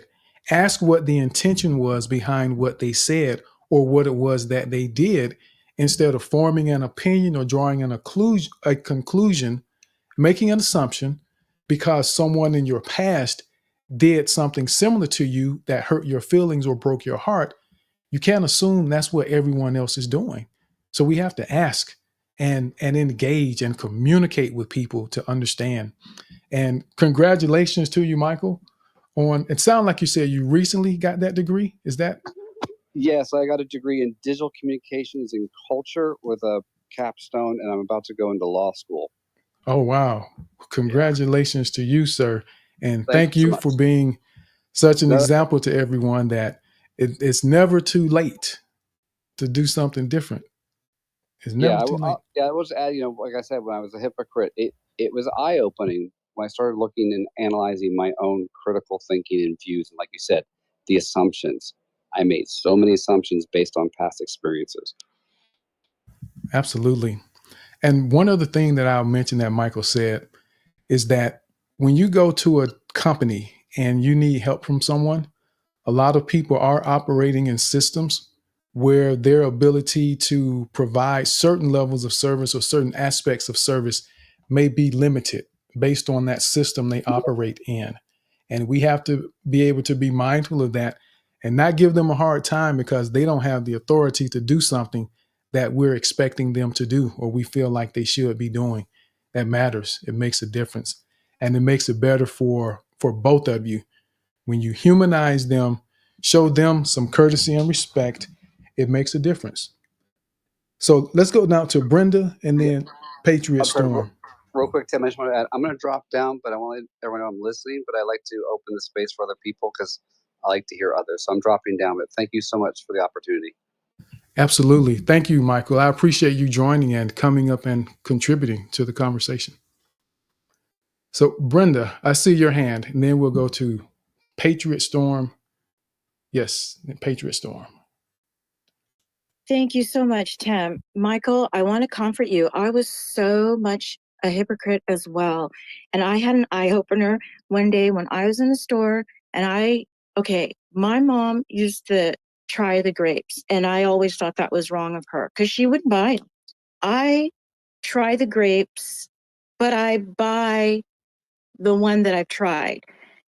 And so if the grape tastes bad, I will still buy it, but I'll make sure I don't have very many in there. So I tasted the grape one day and my daughter said, that's stealing. And I said, Autumn, no. I tasted the grape. We went around the corner and one of the kids took a piece of candy out of the bulk section and ate it. And I said, oh my gosh, why are you doing that? That's stealing. And then my daughter said, well, you stole the grapes. And I said, I did not. I'm buying the grapes. I just tasted it to make sure they were all good. And you know what she told me? She said, well, you still threw the weight off. So that really opened my eyes. and the children are watching. Yeah, I was such a hypocrite. Do as I say, not as I do. And it takes some strong will to admit this and come clean. So congratulations to you and me. Absolutely. And it matters. And it's so freeing. It opens the door for us to do differently and to do better when we're willing to acknowledge it. And that's where the biggest struggle for improvement happens for people when we're trying to change our behaviors, is that we aren't willing to acknowledge or admit that we are demonstrating behaviors that need to be changed, especially if someone has anything to do with it or they make a comment about what we've done or said. And we get into this mindset that, well, I shouldn't have to change for you. I shouldn't have to stop being myself for you. And that isn't the case. It isn't about you not being yourself. It's about you being the best version of yourself that you can be and figuring out where you have the opportunity to improve. So kudos to you, Brenda, for acknowledging that, and you, Michael, as well. And I know that I have been there. I know that I was selfish in the past, and I guess you could say, I don't know if it was hypocritical of me, because I wanted things to be convenient. So I will always try to structure it so that it worked out to be as convenient as possible, time wise and input wise. And I decided one day that I'm not going to be that way. I'm going to, as I was driving home one day and I passed by a lady with her two children that were walking down the road. I don't know where they were going, and I know there weren't any homes within a couple miles of where we were. So I literally turned around. I was already tired, had just driven home from work through traffic, and I turned around and I offered them a ride. And it took me, you know, definitely several miles back in the opposite direction of me being 5 minutes from home. And that was me being intentional about dealing with this level of selfishness, and where I wanted things to be convenient. And like I said, I don't know if that's hypocritical or not, but I wanted things to be convenient. So I began to inconvenience myself to embrace the idea that other people are just as important, and I need to make sure that other people are more important than me sometimes, that it isn't always about me. And sometimes being there to help other people means I have to put myself in inconvenient situations. It was feasible for me to do it, didn't cost me anything to do it other than some time and a little gas. So I could afford to do that. But I had to be willing, like the example of patience. This was me in a moment where I decided that I wanted to not be selfish, because someone had said that to me before. And I was thinking about it. I didn't like it. I didn't believe it. But I knew that I wanted things to make sense. If we're going to take a trip and do something, if we have some errands to run, so to speak, I want to time it so that we can do it all in one trip, make one big circle and get around to everything at one time. And that's what I say about selfishness. And that was considered selfish. I don't think it was selfish. I just wanted things to be efficient. And it may have appeared to be selfish to others, but I decided that it won't always be efficient. Sometimes it's just necessary, and it's just helpful in those moments, and it won't be convenient for me. So thank you for acknowledging and accepting that, Barbara, but changing it, doing things differently. And I love that your child said, yeah, you're paying for it, but you changed the weight of what you paid for. That's funny. But what you could do, if you want to taste the grapes, just ask someone who works in the store if it's okay to try it. And that way it wouldn't be stealing, because more than likely they're going to say it's okay to taste the grape or put one back, you know. So Mama B, go ahead, and then we'll go to Patriot Sarah. Well, isn't it built into the pricing of everything when it comes to tasting a grape? Because I never buy a grape without tasting one. Now, there's a difference in if you're going to stand there and have a meal. I see it in the bulk foods where people are standing there having a meal out of the nuts, the bins with nuts in the bulk stuff. And something is wrong there. Of course, we shouldn't be tasting those things. But with the fruits and things, I never buy grapes without tasting one. So I think that's the expectation actually when it comes to things like a grape. What do you think? Is anybody with me in here? I'm not stealing. You know what? And that's why I threw in there, ask a store associate. If they say it's okay, then you're perfectly fine. But I'm of the mindset that I tell people, do whatever God gives you peace to do. If God gives you peace about it, do it. It is not my place to decide what's okay and acceptable for you to do. And I will not judge. If you want to taste the grape, taste it. Because in my days when I was a lot more frugal than I am, there have been maybe once or twice that I've taken a couple minutes to take the big stems out because I'm not going to eat the stem. So why should I be paying for the extra weight of the stem? So I'm guilty of that. I've done that before. And I don't consider that to be stealing because I paid for all of the grapes that were in that bag and I didn't eat any. I just didn't want to pay for the stem that wasn't going to be eaten. So it's interesting when we get into those types of thoughts and situations that we find ourselves in. But yes, I think they do expect it, Mama B. I really do think they anticipate people are going to try those things, especially when they're open like that. So you never know. You never know. But let's go now to Patriot Sarah. How are you today?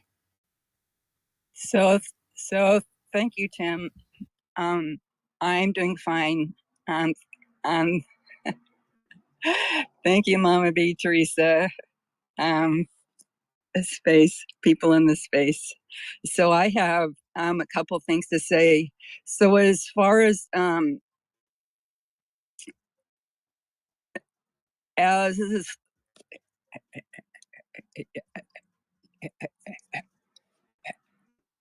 as far as the de-escalation that Brenda brought up, I've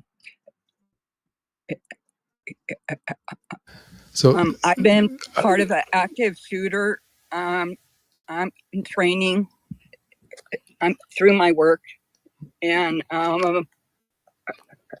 part of what they go over is Sarah, let me de-escalating a situation. Sarah, yes. Excuse me, 1 second. So I want to say to you, just relax, just take a deep breath. You're okay. So don't feel pressured as far as time to try to get through this. So I don't want you to feel pressured with that. So just relax. So did you hear the first part of what I said? Yes, I did. That you okay. About the de-escalation training? Yes, correct. Yes. So and then the second part, I can be hypocritical with people, and I have been hypocritical with people. In fact, I get mad sometimes when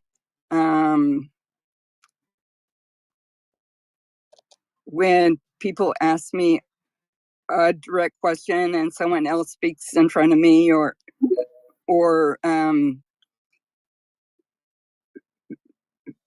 and then another thing is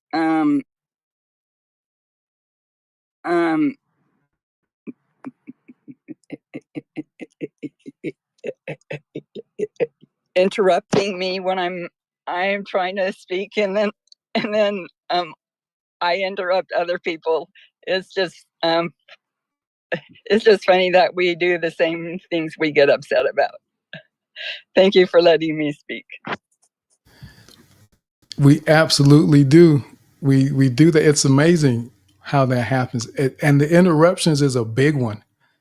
And I realize that as I have become more attentive to interruptions, and I try to make it a point not to do that to people when they're speaking, and I know, the example you just gave after I interrupted you, but I felt like that one was for a good reason. It wasn't for my benefit in that moment, but Go ahead.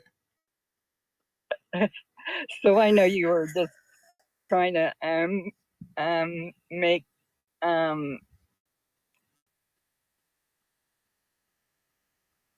make me feel at ease. Thank you. Yes, absolutely. That's all that was. And it's funny how we do that. We have those little things that each of us will do. Interrupting is a big one. And you can see it on some people's face.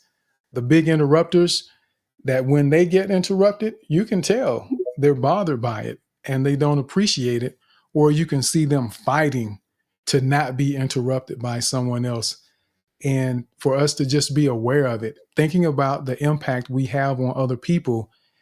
If something bothers you, always ask yourself, okay, is this something I'm doing to other people? And begin to pay attention to that. We have to become more self aware of what we're doing. There are certain behaviors we have that we don't even realize we're doing it because we've done it so long, because our parents said, do what I say, not what I do. And that's so ingrained in your mind that you just behave that way without even thinking about it. So we have to really be attentive to understand where we may be demonstrating those hypocritical behaviors, and think about what it is that you are doing that is potentially damaging your credibility, destroying the trust that people have in you because you aren't doing the things that you said, or aren't demonstrating the behaviors that are in alignment with what you said. It's really important that we do that. So thank you very much for sharing that, Sarah.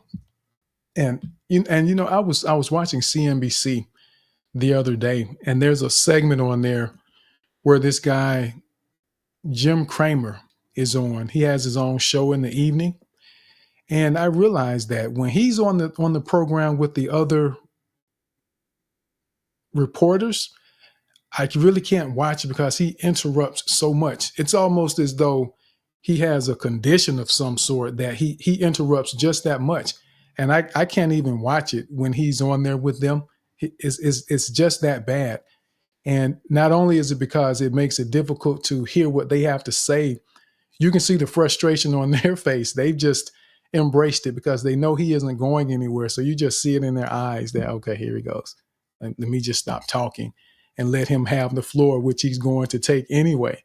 But us being mindful of that, where there's interruptions, the expectations that we have, they need to be fair and reasonable when we interact with people. So thank you again, Sarah, for that. So let's go now over to Ami. So I think we can go ahead and let Ami kick this off to do this challenge, and then we'll come to Ingrid after that. So Ami, you said you wanted to do a random topic challenge, correct? Yes, but is it all right if there's time? Can I share my thoughts on the video after you said, "Oh, if you look in the nest, there's a video." After that, after you said that, I watched it, and I just made some really like a couple of short notes. Very Okay. quick. I tell you what then. So let me go to Ingrid, and then we'll go to, we can come back to you, and then you can share your thoughts, and then we'll go into the challenge.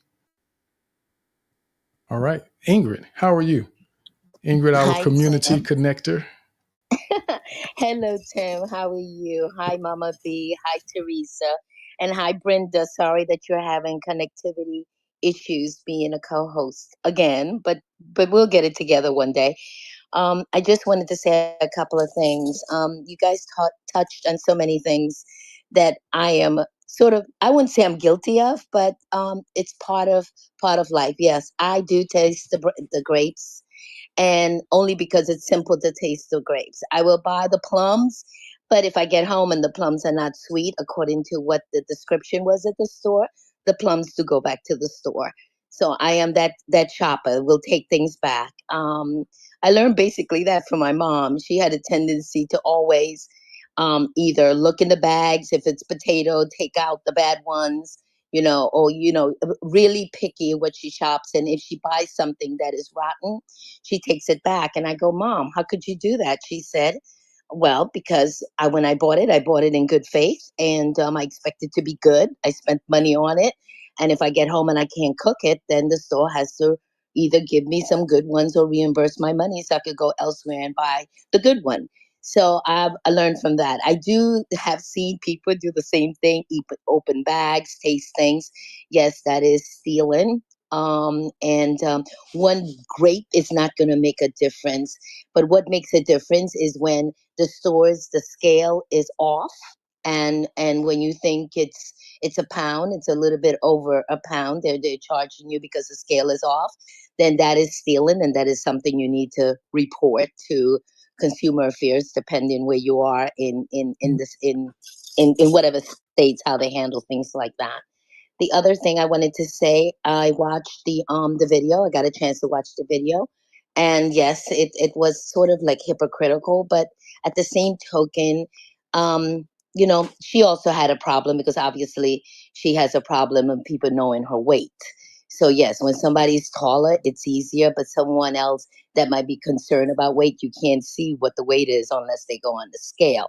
So there was something that was more tangible where he maybe might be concerned. I know he was trying to rage bait her, but concerned about weight, wants to see the number. Whereas if you like somebody that's taller than you, obviously it's easy to see that they're taller than you. So that was what I felt about that. And Tim, I'm the same when I buy tomatoes, the ones on the stems. I take the tomatoes off the stem, and that's how I buy them. I'm not paying for stems either. And another thing I wanted to thank some of my guests that came to visit today as well. And I want to say that um, something I want to say in general for everybody to understand. A lot of us might be motivated, and some of us are not, but we don't criticize either one. I think we need to be accepting people for what they believe, and not necessarily think that when they speak of their faith that they're trying to infringe it on you or anyone else. It's just that's the way our mind works. We're thankful for a higher being, and just accept it for what it is, and it does not change if you're an atheist. We still accept you the same. This is a welcoming space for folks to share how they feel, and it's not here to judge because they want to, maybe thank God, they want to thank Jesus. That's their right to do so, and they respect your right if you don't believe that it's God or Jesus moving your way through life. So I wanted to add that because that tends to turn off a lot of people. And I don't know if it's because our First Amendment, the freedom of religion, people think that's for the government. The government cannot infringe religion on you, but you as an individual could speak about your religion anytime you feel like it. And we need to be respectful and at least listen. I mean, it doesn't cost anything to listen. And who knows, it might broaden your horizon and then say, oh, this is why they feel this way. This is why they hold on to certain, you look through life in a positive manner because they have a higher being that's pushing them in that direction. So that's what I wanted to add. And again, thanks again, great space. And I want to say thank you to Roseanne, that's been coming on a regular now, and PDX for accepting my invite from yesterday, from last night. We were in a space together. And I see some people in the listener that were earlier. So I hope they come back. But yes, if you don't want to participate, it's fine. The space allows you to listen. And trust me, you come often enough, you're going to want to share as well. Thank you. Thank you for that, Ingrid. I love the points you made. Love that you continue to be such an ambassador for the community and what we're doing, and opening the door for other people to participate in what it is that we're doing. And that makes a difference. And we just want to see people's lives change. And when we do that, that's how we change the world, one interaction at a time. And there are people that Ingrid invites that come to the space that might never come to the space because I asked them to. I may not have ever even met them before had it not been for Ingrid. And that's why we want to make the most of the interactions and moments that we have with people, and not be afraid to say what's on our mind or what we're thinking, because you could be the person that inspires someone like Ingrid that has influence with a group of people that are outside your sphere of influence, and she's able to open their thought process to see something differently. And it's a ripple that just continues to spread. And you never know. As they say, pay it forward.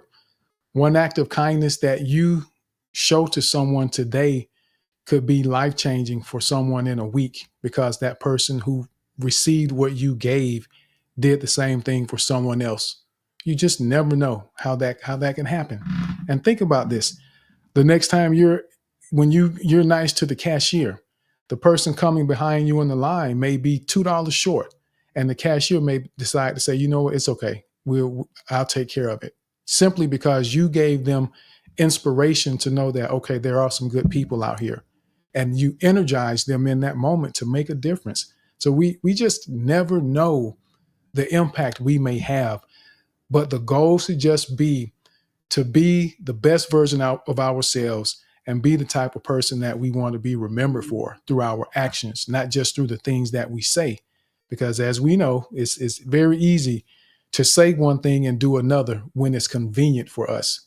But we want to be willing and have that ability that even if it's uncomfortable, if we've made a commitment to something, I'm going to fulfill it, even if it feels a little painful, because you should take the time to think about what you're committing to before you commit. And I remember my dad used to tell me, if you say you're going to do it, do it. Because if you don't have your word, you don't have anything. So if you ever ask me if I can do you a favor, you can best believe I'm going to tell you. The first thing I'm going to say is, I don't know. I need to know what it is first, because I do not commit blindly to requests when I don't understand. Because if I say yes, you can expect that it's going to get done, that I'm going to fulfill my commitment. But I need to know what it is before I tell you that I'm willing to do it. So be mindful of that. And that can be hypocritical, to just constantly say you're going to do something and not live up to your commitments that you made to people, but yet get upset when someone doesn't fulfill their commitment to you. That's hypocritical. And we probably do that from time to time. So be mindful. Mama B, I saw your hand. Just a quick one. I just want to say, I just love Ingrid. I really do love Ingrid. Honestly, Ingrid is all about changing hearts. Ingrid is all about building. She is a net weaver. Like you said, Tim, I love that. How you turned that net worker to a net weaver a few spaces ago.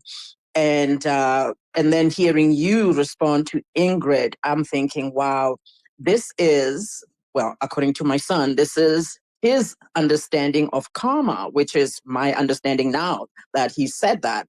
So creating an environment within people, one on one, when you're kind to one person, Ingrid is kind to Tim, for instance, and it builds that feeling of goodness in Tim, that he then passes it on and is kind to somebody else. And then that other person passes it on and on. So that whole ripple effect. So karma goes out. It doesn't come, it's not coming back. That is my son's opinion anyway.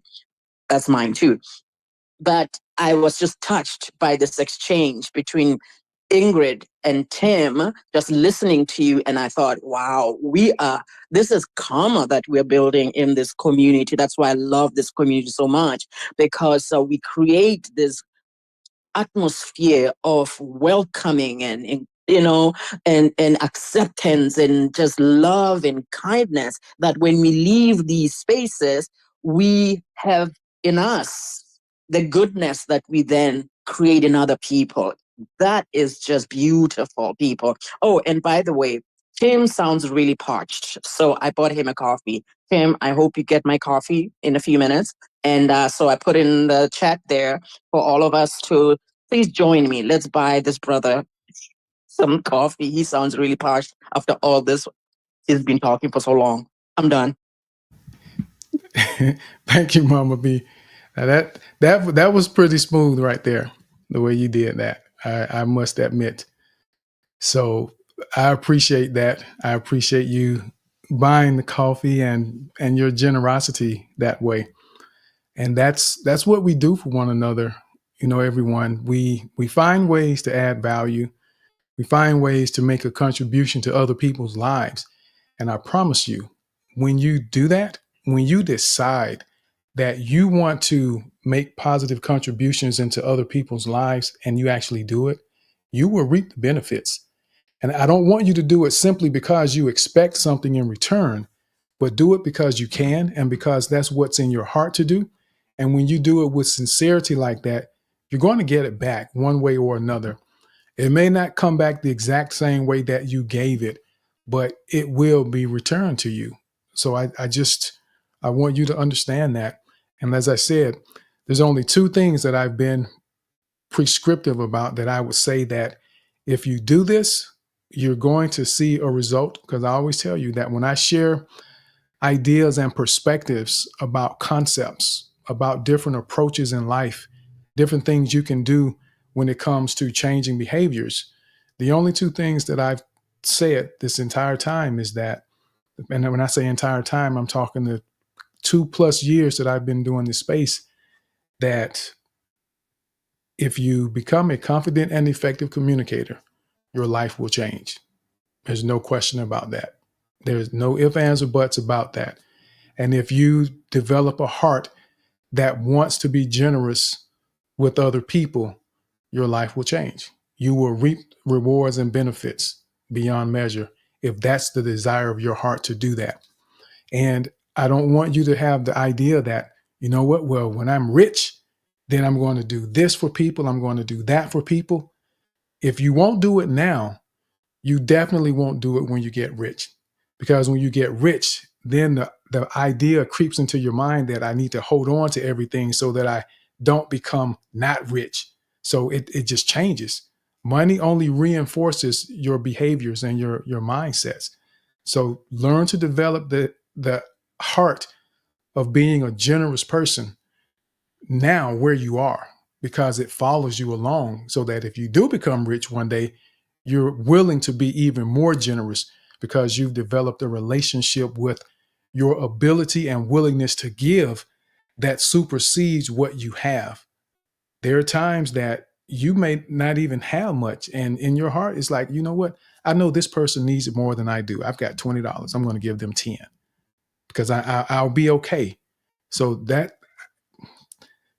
confident speaking and generosity, a generous heart, those, they will change your life, everyone. So always remember that. So let's go. Ingrid, did you want to add something really quickly?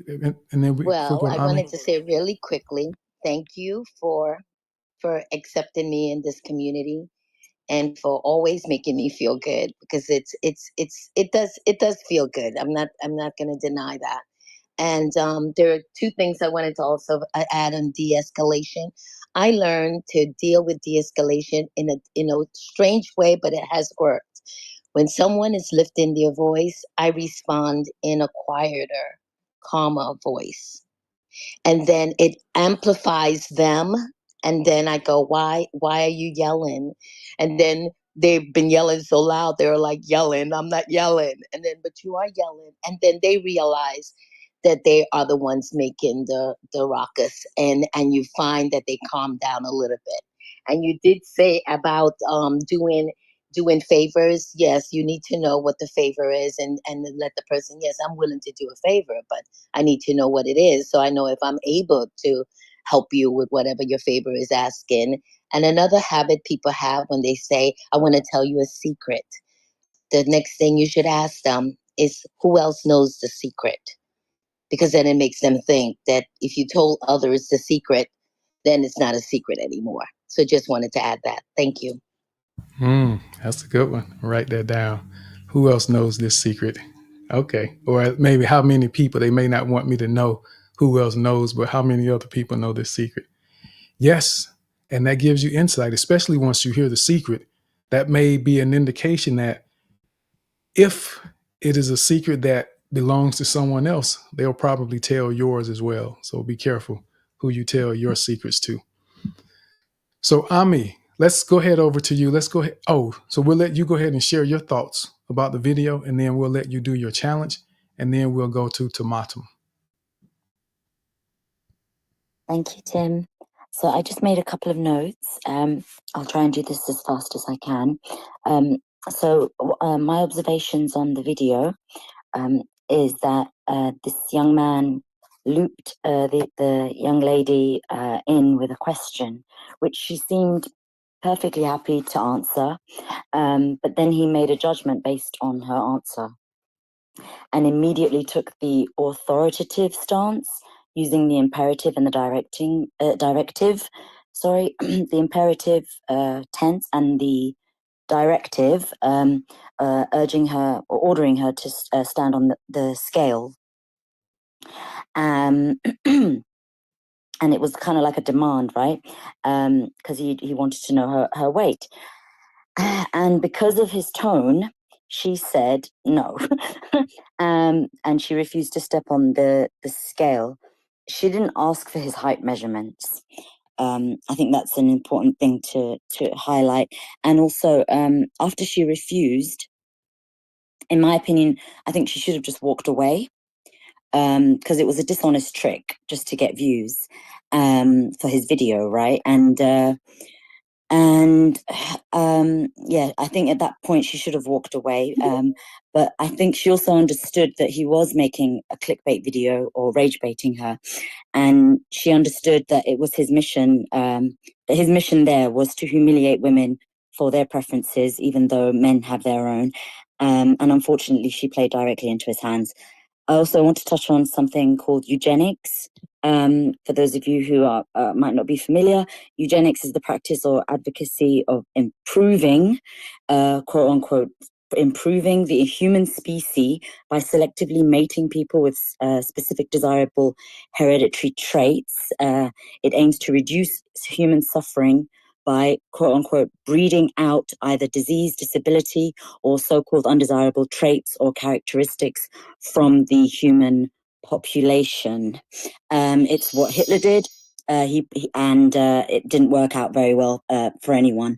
And the title of the video also tells me that who exactly the target audience for that video is.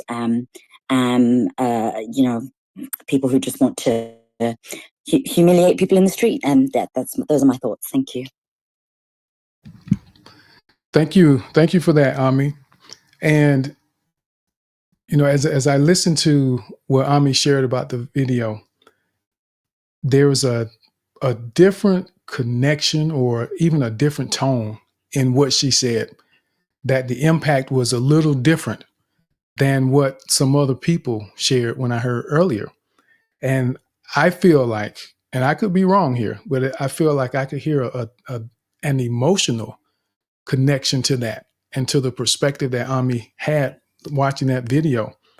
And this just goes to show how we can see one incident, one video, how 15 different people are touched by it in different ways or on different levels. And as we communicate with people, we have to be mindful that everyone listening to us may have a different perspective and they may have a slightly different twist to how they perceive what it is that we said. So don't get upset because someone doesn't totally agree or that they have a different explanation of what you said. We just have to understand that the experiences people have had, the environments they've come from, will shape their worldview. As what was it? Let me see. I'm trying to remember now, but as was said earlier by one of the speakers, Michael, I think it was Michael that was new to the space. But as we think about that, and I just want you to be mindful of that, to pay attention to how when comments are made, how different people will have different perspectives on what they heard or what they saw. And that matters for us as confident and effective communicators, that we are attentive enough to what we're saying and also try to be as simple as possible. When we simplify our thoughts and ideas, it makes it easier for people to understand and it makes them less likely to have the wrong interpretation of what you're saying. That's why, for me, I believe it's just imperative. I don't try to use the 5-syllable words. I don't need them. I won't be using them in my everyday life. So why introduce that into conversations like this that will only confuse people, where and I'm not saying that you all wouldn't know those words. Most of them I don't know. I don't care to try to learn those big words because I don't need them when there are words that are a lot more simpler for me to use. It's easier for me to remember. It's easier for me to articulate and explain the simple words when I'm having conversations, because the goal for me in communicating with people is for them to understand my message and to add value. So if I confuse them, I've totally nullified my goal and my purpose. I've ruined it, and I missed the mark when I do that. So be mindful of that. But the emotional connection that Ami felt to that, and the eugenics, just things that are going on in this world that it doesn't hurt for us to be aware of and be mindful of, so that we again can understand what some of the perspectives are that people may be having experiences, and why something may have connected a little differently with someone, and thinking about how eugenics, with what Ami just described to us, how that could affect her perception of that video as well, because it can skew the thought process based on what was going on in eugenics, or what is going on. So all those details matter, everyone.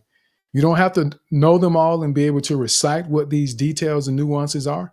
But as you begin to practice and take the time to be mindful and intentional about understanding and recognizing, it just becomes a part of who you are. Just like riding a bike or walking and chewing gum, whatever it is that you've done so long that you no longer have to think about it. And your ability to communicate and recognize these nuances will become easier and easier over time. It just becomes a part of what you do. So, Ami, let's go ahead and let you do your challenge. So, you said you wanted to do a random topic challenge, correct? All right. So, in case someone does not know how the random topic challenge works, Ami will have 60 seconds to give a response. She's going to discuss, however she chooses, a random topic that I'll give her. And the goal is to practice the 4 P's, or pitch, pace, power, and pauses. And also it helps us develop our ability, continue developing our ability to be concise with our communication, because we won't always have time to say everything that we want to say. So in this space, we use our timer when we're speaking so that we begin to become more intentional about our conciseness. It isn't to cut you off and not give you a chance to say what you want to say, but we want you to learn how to say what you want to say in a more timely manner, so that it leaves room for people to be curious about you. It demonstrates your thoughtfulness. It forces you to be intentional, that when you do speak, you know that you have a purpose for speaking and that you understand what it is you want to say. When people ramble, many times they don't have a clear understanding of what they're trying to say, or really have a clear intent of what they're doing. So developing conciseness forces you to be intentional, and it forces you to have a plan when you do decide to open your mouth. So that's what we're doing, and expanding your comfort zone. That's the other one, expanding your comfort zone. So Ami, the timer will begin when you do. So I'll give you the topic, and when you begin to respond, the timer will begin. And remember, you will hear the chimer at 45 seconds, which sounds like this. And then it chimes again at 60 seconds when you get to the end. So the random topic for you, Ami, is, and Ami, if you can unmute, let me hear you say you're ready, just to make sure. Ready and ready. All right. So the random topic for you today, Ami, is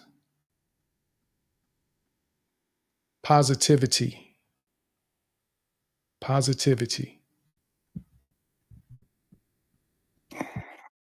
Interesting topic. I actually got into a dispute with my partner about this not too long ago. He was in a pretty bad mood. I think he was just stressed out from work. And I was in a great mood, unfortunately for him. And I was just talking about something, and he snapped. And I was like, well, where did that come from? And we got into a conversation about, keeping positive, because so many things were going wrong, both in my life and in his, or I had my stresses and he had his stresses.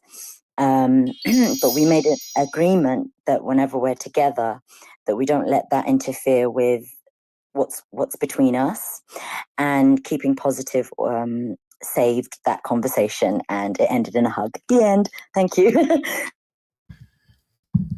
Nice. So I want to begin with you, Ami. How do you feel about the response? I was going to talk about the power of positivity, like in general, but then I decided, after a moment of thinking, I decided to use a personal anecdote instead, because I don't know. It was very recent, and it was still fresh in my mind, so I went for that. I think I did okay. Yeah. Thank you. Absolutely. Thank you. So I know Mama B's hand went up. Do you want to give feedback, Mama B? Yes, it was for feedback, but I think Brenda's hand went up. Brenda is a co-host too, I think. Brenda, go ahead. Bless you, Omni. I thought it was wonderful. You started out so naturally, and the only thing is the time. I loved it. It was just the time. See, yeah, you started out naturally. You just didn't have time.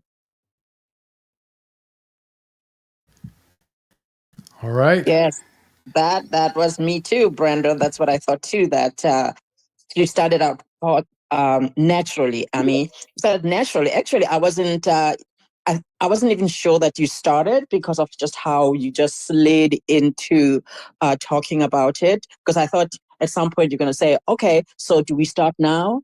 And I was thinking, oh, the time is going though. But you had already started. So it's actually good to hear that you were thinking of talking about the power of positive. See, I need to slow down myself. Take a breath. You were thinking of talking about the power of positivity, but then you decided to just talk about what's there, the story, the personal, the anecdote. And I was right there with you because I connect. I'm like, okay, because we can all relate to a partner and little discussions that we have. So that was actually excellent that you did that instead of going into the power of positivity, because maybe that would have been more cerebral, like more in your head, whereas this one just came from your heart. So I loved it. I loved it. Any response to Mama B or Brenda, Ami? Oh, thank you so much. Yeah. I don't know what to say. Getting a compliment from Mama B is very nice. So I'm very grateful to you all for listening to my share, and thank you, Tim, for hosting this awesome space. Absolutely. Thank you. Brenda, did you want to add something, or is your hand up from before? I want to add, thank Okay. you so much. I want to add that this goes right into what you've been saying all along, and I've been practicing it.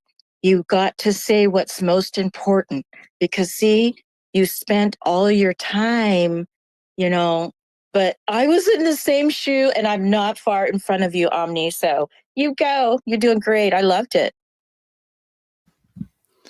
Thank you. Yes. And I would say, as I listen to you, the first thing I would say, and this is for everyone, is when you hear Ami's observation of how she handled that response, is how quickly she processed and made a decision about what she wanted to say. So it didn't take her very long from the time she heard the topic to the time she began to speak.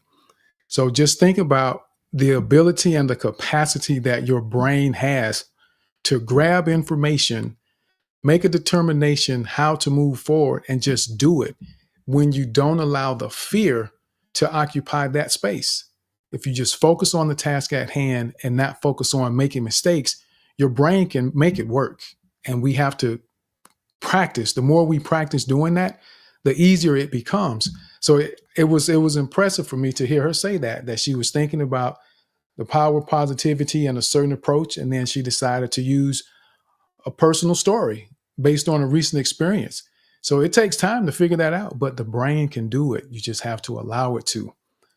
Don't occupy your genius, or don't distract your brain from your genius with fear of making mistakes. That's the first example that I want you to take from what Ami just did based on what she said. And I will admit too, I like that you took your approach to share what you shared, because I think it gave opportunity for more of a connection, because people were able to relate to the story you shared, the experience that you had, because we've all had that similar experience. And when the time ran out, because as I was listening, I was thinking, oh, I'm not sure how she's going to end this, how she's going to wrap this up. So it felt as though you wouldn't have enough time to really finish the thoughts that you wanted to share. But I will commend you that once the first chimer went off, you figured out very quickly how to summarize it and close out and still bring it all together. So you navigated the end very well, because I honestly wasn't sure how you were going to be able to do that, or if you were going to be able to end in a place that you felt like you were ready to end. And you did. So great job with that. And you took your time, you didn't rush yourself through it.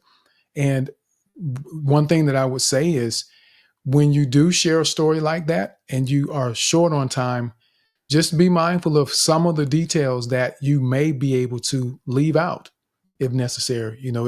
There may have been one or two details you could have possibly not used, but you finished within the time. So you did it. You got it done, and you did it well. So great job, Ami, and kudos for taking the challenge. That's the biggest win, is that you did it. And the more we do it, the more we put ourselves in those uncomfortable positions, the easier it becomes, and the better prepared your brain is to figure out how to put the pieces of the puzzle together. And I like to compare it to the idea, for those of you who may remember, I don't think this happens anymore, but for those of you who used computers back in the 90s, for those that were born, or the early 2000s, when you had to defrag your computer. Anyone remember defragging computers? Let me see some hearts or hands or laughs. There was this thing called defragging the computer. When your computer would slow down and you knew the performance was obviously not where it should have been, we would always go into the control panel and find defrag. And it would take some time, and it would figure out, okay, where are all the parts? Where's all my memory going? Let me put these files in place, and basically do some spring cleaning and organize everything so it made sense, which allowed it to operate a lot more smoothly. And when we practice, when we learn to manage the fear, it's almost like defragging our brain so that we're able to operate more efficiently, and we can think about the things that are necessary. And it allows your brain to know how to go and find those memories that you forgot you had from 20 years ago, and still make it relevant to this moment, like talking about being positive and ending an interaction with a loved one with a hug. So be mindful of that. So let's go now over to Tomatum. So we've got 5 minutes left before we close the space, but Tomatum is here. So Tomatum, great to see you. And what are your thoughts? You want to share something about the video? How are you today as well? Hello, Tim. Can you hear me? Yes, I can hear you. Yeah, I'm doing great. Thanks for checking on me. Hello, Mama B, Teresa, Ingrid, Brenda, Madev, Jade, Brock, and Suleifa, and all the listeners, of course. Well, actually, first, I didn't really know that we're gonna say comments about the video. So when Amy was talking, I quickly watched the video. So I don't really have that deep thought. I did not take my time to think about it. But what I can say is that, first of all, I felt that the girl was ambushed, because first of all, he asked her a very simple question: does height matter? So she said yes. And then he tells her to step on the scale. this is not the same. Like, because I felt that people are trying to, in the comments, and trying to say, well, this is double standards, or like she's a hypocrite, or she's not. I mean, come on, we all have our preferences. I can prefer a tall guy, and it doesn't mean that I have a principle that still I cannot judge a person if he's short. And we all have our preferences in look, because look matters. But I mean, come on, I think maybe 90% of us have fallen before for people that are not in their preference look criteria. It happened to me personally. I think it happened to all of you. So her saying that you shouldn't really care about someone's weight doesn't mean that she's a hypocrite. Maybe she loves taller guys. Okay, that's like a personal preference, but this doesn't mean that she's gonna judge a short man.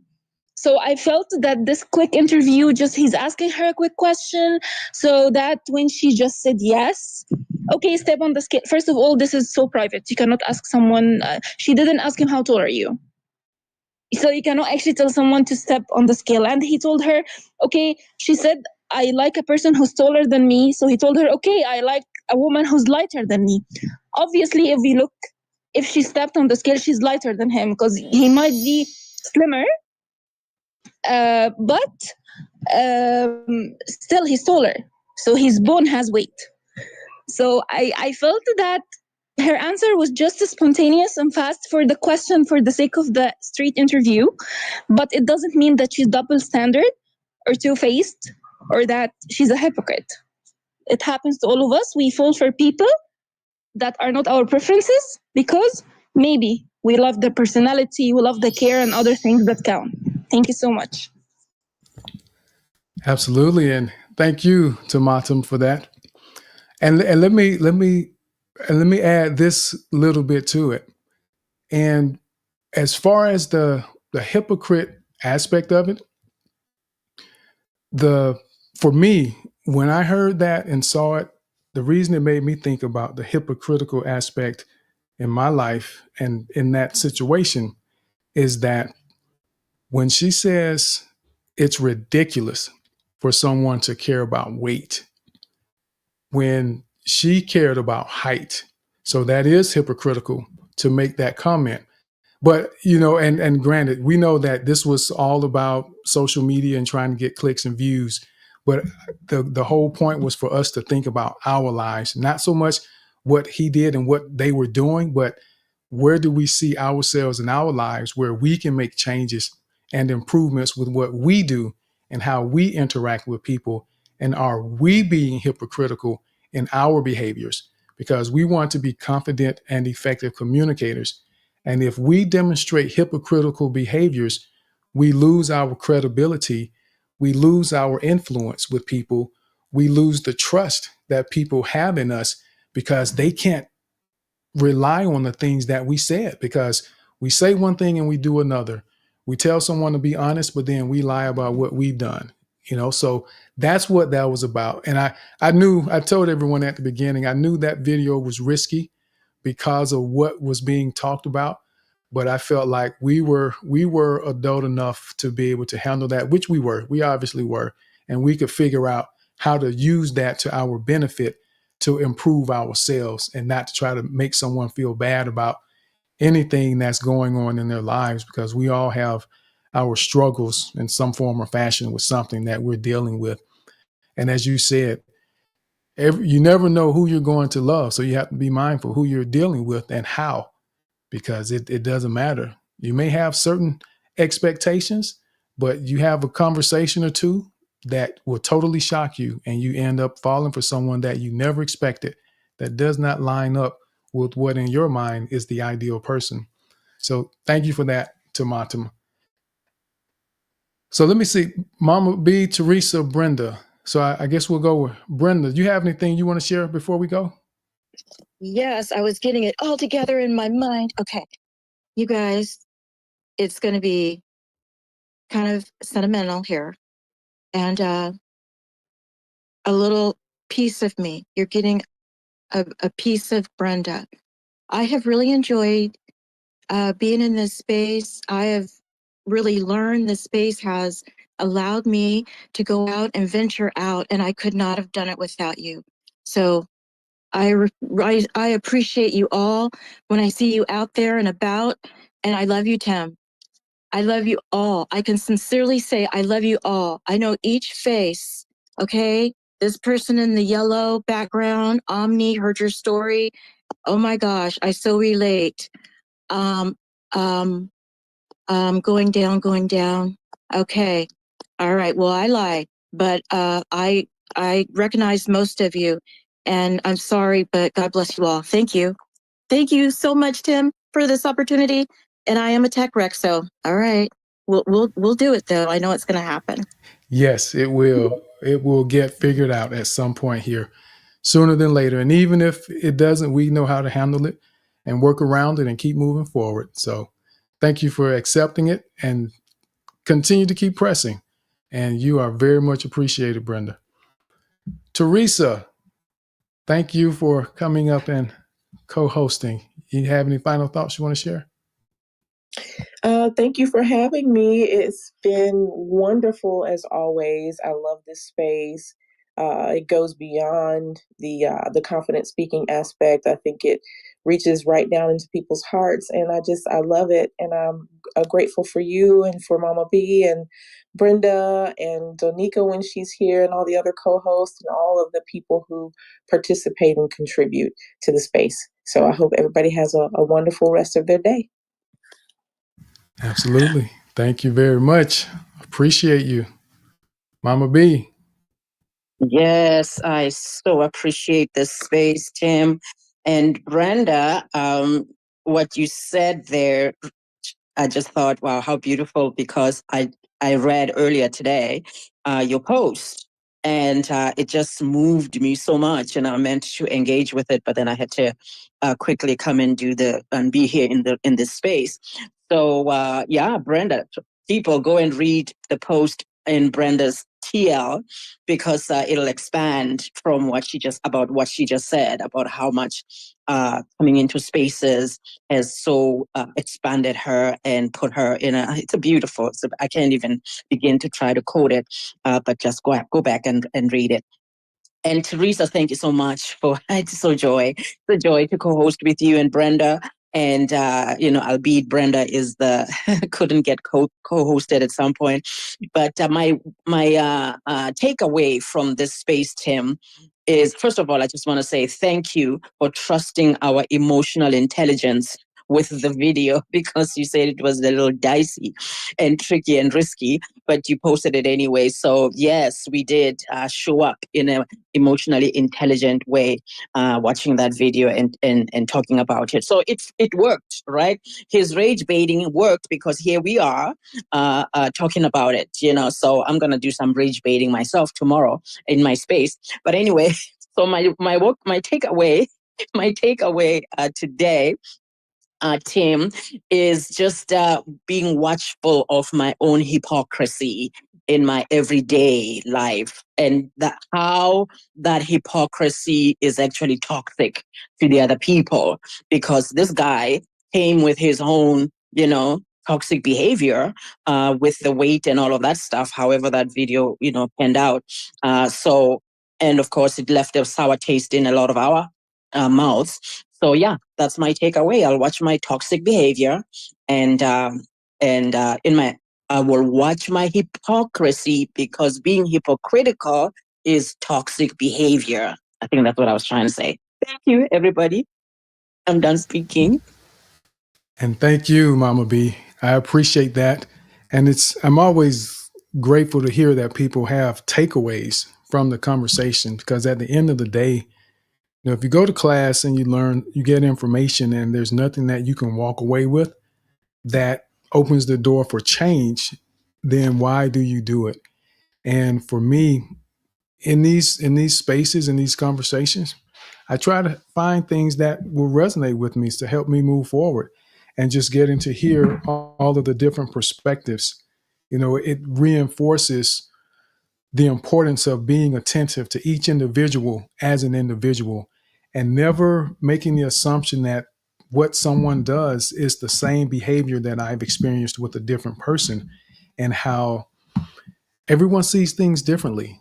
And just listening to all of the different thoughts and comments that everyone had, the different levels of engagement, the different levels of understanding or perception about that video, it's great to see, and it's just a great experiment for all of us to help us become more mindful of the importance of getting to know each person as an individual, because there's always a why. And just as Teresa said in the beginning, one of the first things she felt like he could have done was ask her, why did height matter to her? Learn, ask questions. We have to be more curious and not be judgmental about everything. Ask questions so that we can understand before we make assumptions about what people are doing. So I just want to say I appreciate all of you, and I'm grateful that all of you come to the space and hang out with us here in the Confident Speaking community. And something that I want to do, I want to get, because I will ask sometimes. I know Donika is usually here; she's traveling and out of town, and I have a tendency that I'll think about it during the week, and then I may send a message to Mama B or Brenda or Teresa or someone on Saturday morning asking about co-hosting, because I don't like asking people to co-host during the space. I'd rather do that beforehand. But what I want to do, Mama B and Teresa and Brenda, I'm thinking to try to get a calendar for people that want to co-host. And I don't know if you all let me know at some point if that feels like that's giving you a job, because I don't want it to feel like you have a job to be here, but to kind of add a little structure to that and make it easier. And it opens the door for other people that may want to participate. So we can figure some things out like that. So I'm just sharing that, publicly, just in case some people have been thinking, I would like to co-host one day.